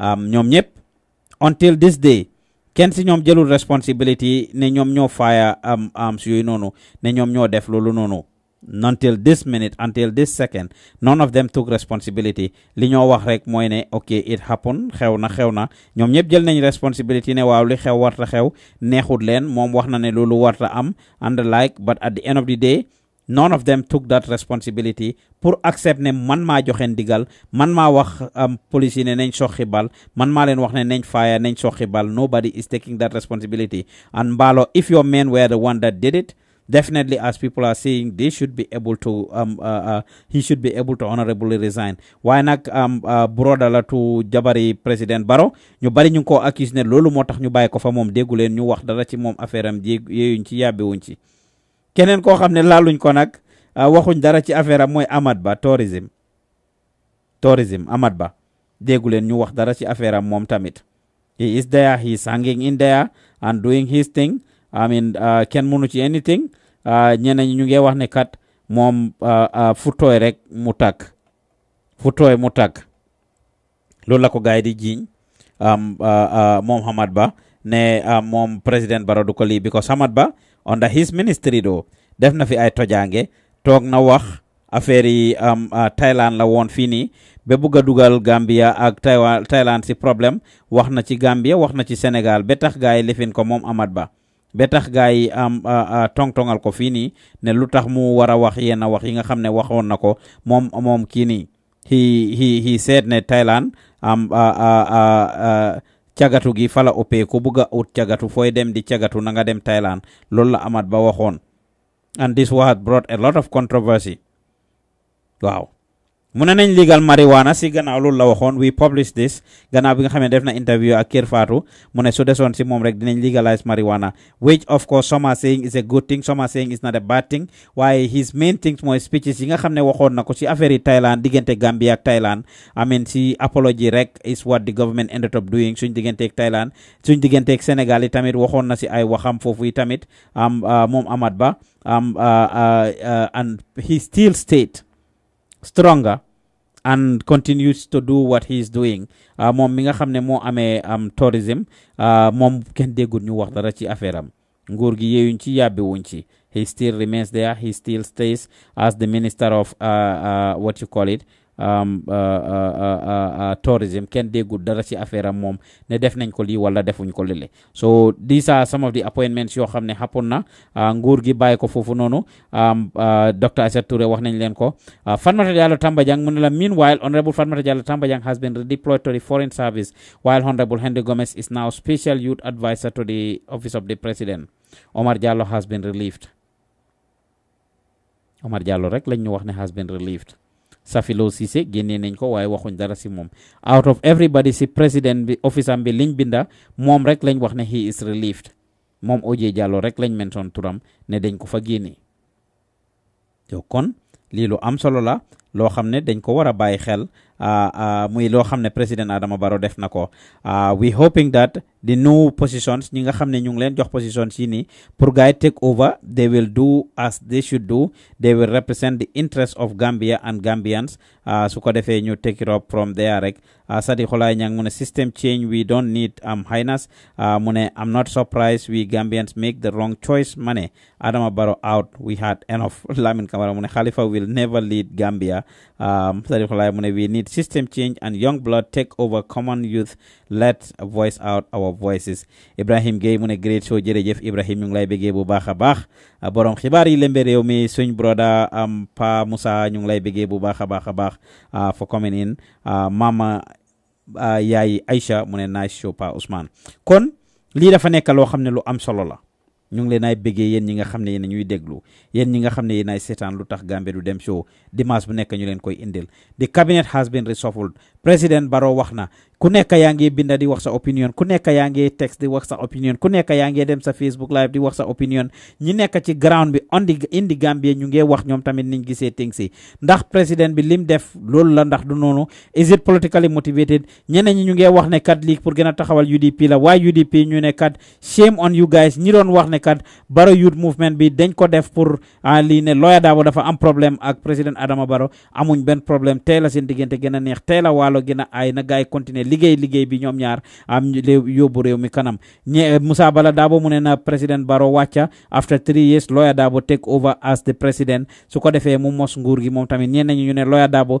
su dundee ba génn àdduna yal na yéex te mosut nguur rek su dee du tàlli am na ñoo xam ne façon ngi wax yooyu la ñoo wax I mean people are saying all kinds of things some are pro government some are anti government some are pro Barrow and some are anti Barrow kon lii mooy loo xam ne moo nekk di xew ci Gambia foofu président Barrow reshuffle na cabinet bi jéem nañoo jokku ministres yi ak ñi nga xam ne ñoom la jox positions jéem nañ leen a indi on air pour waxtaan ak ñoom unfortunately we couldn't get hold of a lot of them information is very scarce in Gambia scarcity of information lu bari lu nit ñi di bugg a def mënuñ koo def lu waral loolu is because people don't know their responsibilities sometimes people are scared sometimes to talk to the media but hopefully we will be able to continue to do what we are doing di def liggéey bi comme niñ ko war a defee ñu ngi leen ay bëggee di leen gërëm di leen sant di leen ñaax ngeen jàppale Gambian Talents Radio if you have your business that you want to advertise your products and services this is the place to advertise your products and services yéen ñi ñuy seetaan donate leen ñu ndax dégg ngeen call ci ma doon call ñooñu it takes a lot of money and resources to actually make these calls kon su ngeen ñu jàppalee dina go a long way pour ñu mun a dépasse institution bi ndax we are the voice of the people bëggu ñoo toog nekk one sided comme a lot of the institutions yi nga xam ne moom ngeen nekk di follow di ngeen gis ne institutions yu bari media houses yu bari ci Gambia especially online bi dañ am ay kabudu ñii APRC TV lañ ñii UDP TV lañ ñii doy kabudu lañ ñii fele lañ wala nga am businesses yoo xam ne ñu ngee dem di advertise di sponsor with other institutions pour institutions yooyu buñ wax si ñoom ñu mun a noppi wala ñuy wax lu baax rek si ñoom ñun we are not here pour babysit anybody or toppa anybody or dogo si gannaaw anyone regardless of it being the government the private sector or whatsoever we will continue to do our due diligence and continue to follow and report stories for you facts-based journalism is what we are trying to implement in the Gambia. It's not easy. Information is very hard to get. With your support dina muna dem ndax companies are a lot hesitant to actually advertise with us because kenn duñu tënka kenn duñu jàppa jox ñu sa xaalis terewut ñu wax ci yow and a lot of them would not patronize. We are not popular in their eyes.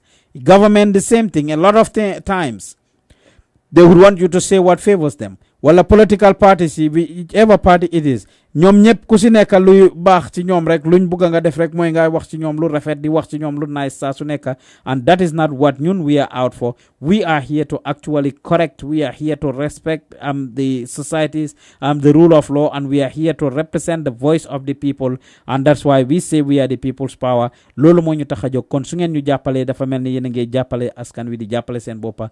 Information is power and is very expensive and hard to get. Mënuñoo jokk ñu bari si ñi but as early as tomorrow we can send our team of reporters on the ground pour ñu dem jokku ñi nga xam ne ñu ngi leen doon call nii yëpp dem si seen offices yi dem try pour reach leen out bindal leen stories indi leen gaay live interviews pour ngeen waxtaan ak ñoom loolu yëpp dépasse koy doxal. Information is power, information is expensive, running a media house is very expensive te bëgg nañu continuer di leen indil quality information quality news boo xam ne dina leen jëriñ pour ngeen ñu eeyaarde leen su ko defee loolu am solo la pour ngeen jàppale ñu kon donate toros PayPal link baa ngi noonu mun ngeen yoo yónneel xaalis bi Gambia dinañu njëriñ foofu noonu ndax ñi ci ground bi they have to be paid they have to buy equipment of all sorts pour mun a indi programme si ñoom ni mu waree kon ñu ngi leen a ñaax ngeen jàppale ñu bu baax a baax by donating toros ñu ngi leen a ñaan pour ngeen jàppale ñu ngi leen a ñaan pour ngeen jàppale ñu ndax jàppale ñu mooy jàppale seen boppa ñu ngi leen ay bëggee di leen gërëm di leen santa. If you haven't liked our Facebook page, go ahead and like it, Gambian Talents Promotion. If you haven't subscribed to our YouTube channel, go ahead and subscribe,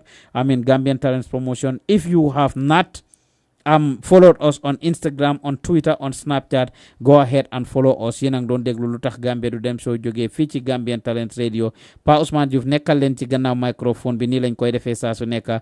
Until we come your way next week képp koo xam ne send nga message send nga comment ñu ngi lay bëggee bu baax képp koo xam ne call nga into the programme call nga into the show ñu ngi leen ay bëggee bu baax a baax yéen ñi nga xam ne kat yéen a doon bugg a duggate mënu leen a dëggee tamit ñu ngi leen ay bëggee yéen ñu seetaan pod show bi live ñu ngi leen ay bëggee ñi seetaan déglu podcast bi tamit ñu ngi leen ay bëggee till we come your way next week jërë ngeen jëf beneen jamono Lutakh Gambia du dem solo balaa maa dee ñu naan tekk bi du dem balaa maa dee ñu naan tekk bi du dem way naka la mooy demee fekk eneen te wuñ jàmm ku nekk bëgg a wana sa morom mel ni jën xam naa su desoon si yéen ni kon du nokki oxygène Pa Ousmane yokkal ma mic bi ndax ma mun a toog tu dem Lutakh Gambia du dem nii lañ Sister Eva Sarr ñu dem Pa Ousmane no Pa Ousmane Lutakh Gambia du dem show every Sunday la on Gambian Talents Radio hosted by Pa Ousmane Diouf and Eva Sarr 6 p.m. la GMT just in case you ain't know ñu dem Lutakh Gambia do them show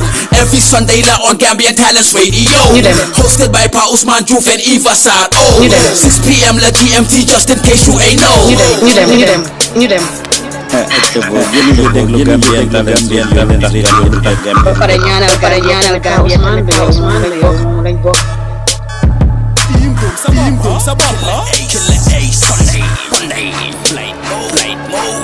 Following the memory lane to history, the story behind the freedom of this country is victory. See, people say that this is the same country that bore the pain her children suffered in vain with their hands and legs bound by the chains that enslaved them, fought her way through the dark era of colonialism, held on farm and hoped for better days during those hard trying times when she was ruled by a dictator, a man who took over her, terrorized her children and left them in pieces from which they're still trying to recover. People say that Gambia is a peaceful place with an amazing culture, a nation so nice with a beautiful structure that it is home of legends with great legacies, home of icons what praise with the struggles of whom the red, white, blue, white and green flag was raised, a nation known for its peace, love and unity, inhabited by people blessed with beautiful smiles of humanity. See, I am not denying any of that, but see, Gambia is not everything people say it is. Do you know?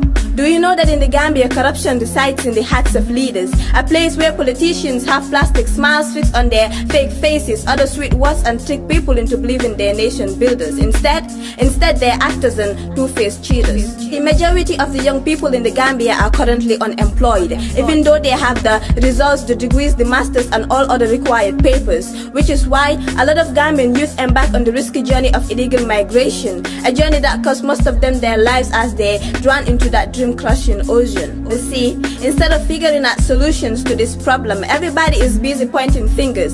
The young people blaming the government for not creating employment opportunities, for not giving them a chance to prove their capabilities, and the government blaming the young people for their lack of diligence. See, Gambia being this boy Bujanga by high school and all of a sudden drops out because he can no longer cope with the school system which he believes is too tough. Mutokir, where is I wajuram wala mudor de campembeda. Morami goram bukoroba nako bro nakala fajma fanjigi ataya way. And when he's tired of this, he turns to the streets and earns himself a certificate in robbery, theft and drug abuse. Su pare nan deka bi neexut halis amut choona bi yaga na ba legi jeexut man dal gisatuma dara du dem back way. See, in this country everybody dreams to live in luxury, but instead we dwell in never-ending poverty. Do you know why? See, I'll tell you why. It's because in the Gambia people don't oppose each other with new ideas or innovations. No, in this country people compete each other with juju and witchcraft. Kuneka di hole someone with bad intentions. So do not be surprised that there is still no development in our nation. See, we are blessed with beautiful black skins, but we have hatred and jealousy in the blood flowing through our thickest veins. Just for power, people in this country commit the darkest sins. The Gambia being just could rare so anye warudundewo surere, even though more than half of the Gambian populace practices agriculture. In this country, a man can rape an innocent girl, take away her pride in the silence of the night and get away with it because we are so blinded by our culture. No magana na hadis Gambia why we don't even support our own. Being just a promoter who is willing to pay hundreds of thousands of dollars to a foreign artist but is never willing to do the same for his own. So for Gambian artists we ought to show the number of people you find them you can count and know why check is if foreign artists be new way. Kuneka diligently halis for clothes and tickets, all of that just for show. I mean, I know the Gambian music industry has some whack artists who already release crappy songs, some who are too busy hating and beefing on each other, which is totally all wrong. But there are a few good ones who are hardworking and have proven to be strong. So why can't we appreciate and support our own? Legi funit duga si deka bidega New Gambia. Well, I tell you something, there is no New Gambia. There is just a new government ruling over the old corrupt system, a system under which we are all victims. In this so-called New Gambia, everybody writes and says what they want and call it democracy. Well, I don't know if it's just me or everybody else is actually turning democracy. To the new government, we know y'all want to make our nation rise, turn it to a country that will take all by surprise. But see, even development comes with a price. We had voted for change once, who says we can twice? Power of freedom. Talent promotion, dun telephone kan tatak. Nyano nga faje daka manjari ngankali billa enkwala me bali. Ndoke kejele nkwe me longi kekele bara manjari e jabi hey. Ntelu me bara. Hey ntelenda broke eke atirin kanari ka Gambian talent promotion every time ko la jibe, you know what I'm saying. So mbafala fansol beko yo. Watch it out, you know what I'm saying.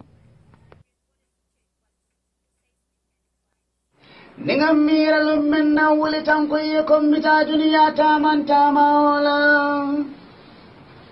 Jinjingo ka biring mitala biring pareda suma menna nata ninna bagu balota menya jubela boy. Akonya koi ferekala de lunjumale duminala majabina wala. Bari birillo tangtangang kodi anyaji yo wale baita kadi bekirela. Talaya talala, paramanalola, manasudu wanyere jane menala. Nemaso kitita, natolo timata, honinta tankonsisi muni. Faimalong, itela muntela pompiteri bati, la pompiteri bati, imuntela jada kannimati, njela jada kannima, itela muntela masi patetoti, masi patetoti, imuntela jada kannimati. Najata Kandima, Chihuahua, yo, Bala ranks the evil hunter, Gambian talents promotion, Kawale Gibe every time. Keep watching it and like our Facebook page. Chihuahua! Kala mag jox ko ci wuy hey ku la yónni nga bañ ko wax nga wax ba sagar xeeñ hey day raxas bool ne liggéey kër gi sa ñaxam siit mbaraani weeri koor ku ko dégg foog na tiit li ci góor a góor ne jigéen a ranuma ndox yabaate suñ xol di dog ñu dëkk si nawe gi on and off ne xel du faate mukk those town refugees naka ndar ku daway lekkante gi di law ne piis simbambam ay waay na simbambam ay waay na simbambam ay waay na simbambam ay waay yabaate ay waay yabaate ay waay yabaate yo yo yo yabaate ay waay yabaate ay waay yabaate ay waay yabaate yo yo yo yabaate ay yow yaa ngi déglu Gambian Talents Promotion ñun la Slam ji Seydina Omar Chato Chat bless one love.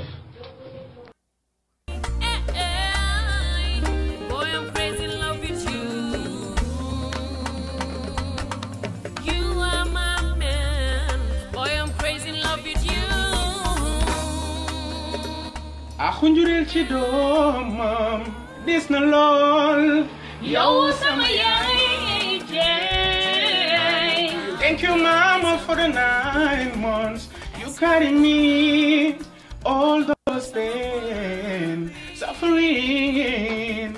Wow, Abu ak Papa ñu ngi seetaan Gambian Talents Promotion ndax mashallah li ngeen di def jaar na yoon lépp luy mbóot dañ ko génne indil leen ko kon gars yi dee leen ko gàtt ndax lépp lu leen jox rek noonu la li nëbbu li réer lépp dañ ko feeñal Gambian Talents Promotions ñu ngi leen di bégee di wax gars yi nañ ko seetaan ndax lépp lu leen wax loolu la dinañ leen génneel mbóot yi duñ bàyyi dara dara du des kon Gambian Talents Promotions yéen a ko daggate Abu ak Papa ñu ngi leen di bëggee saa su ne yow laa bëgg yow laa miin yow laa loo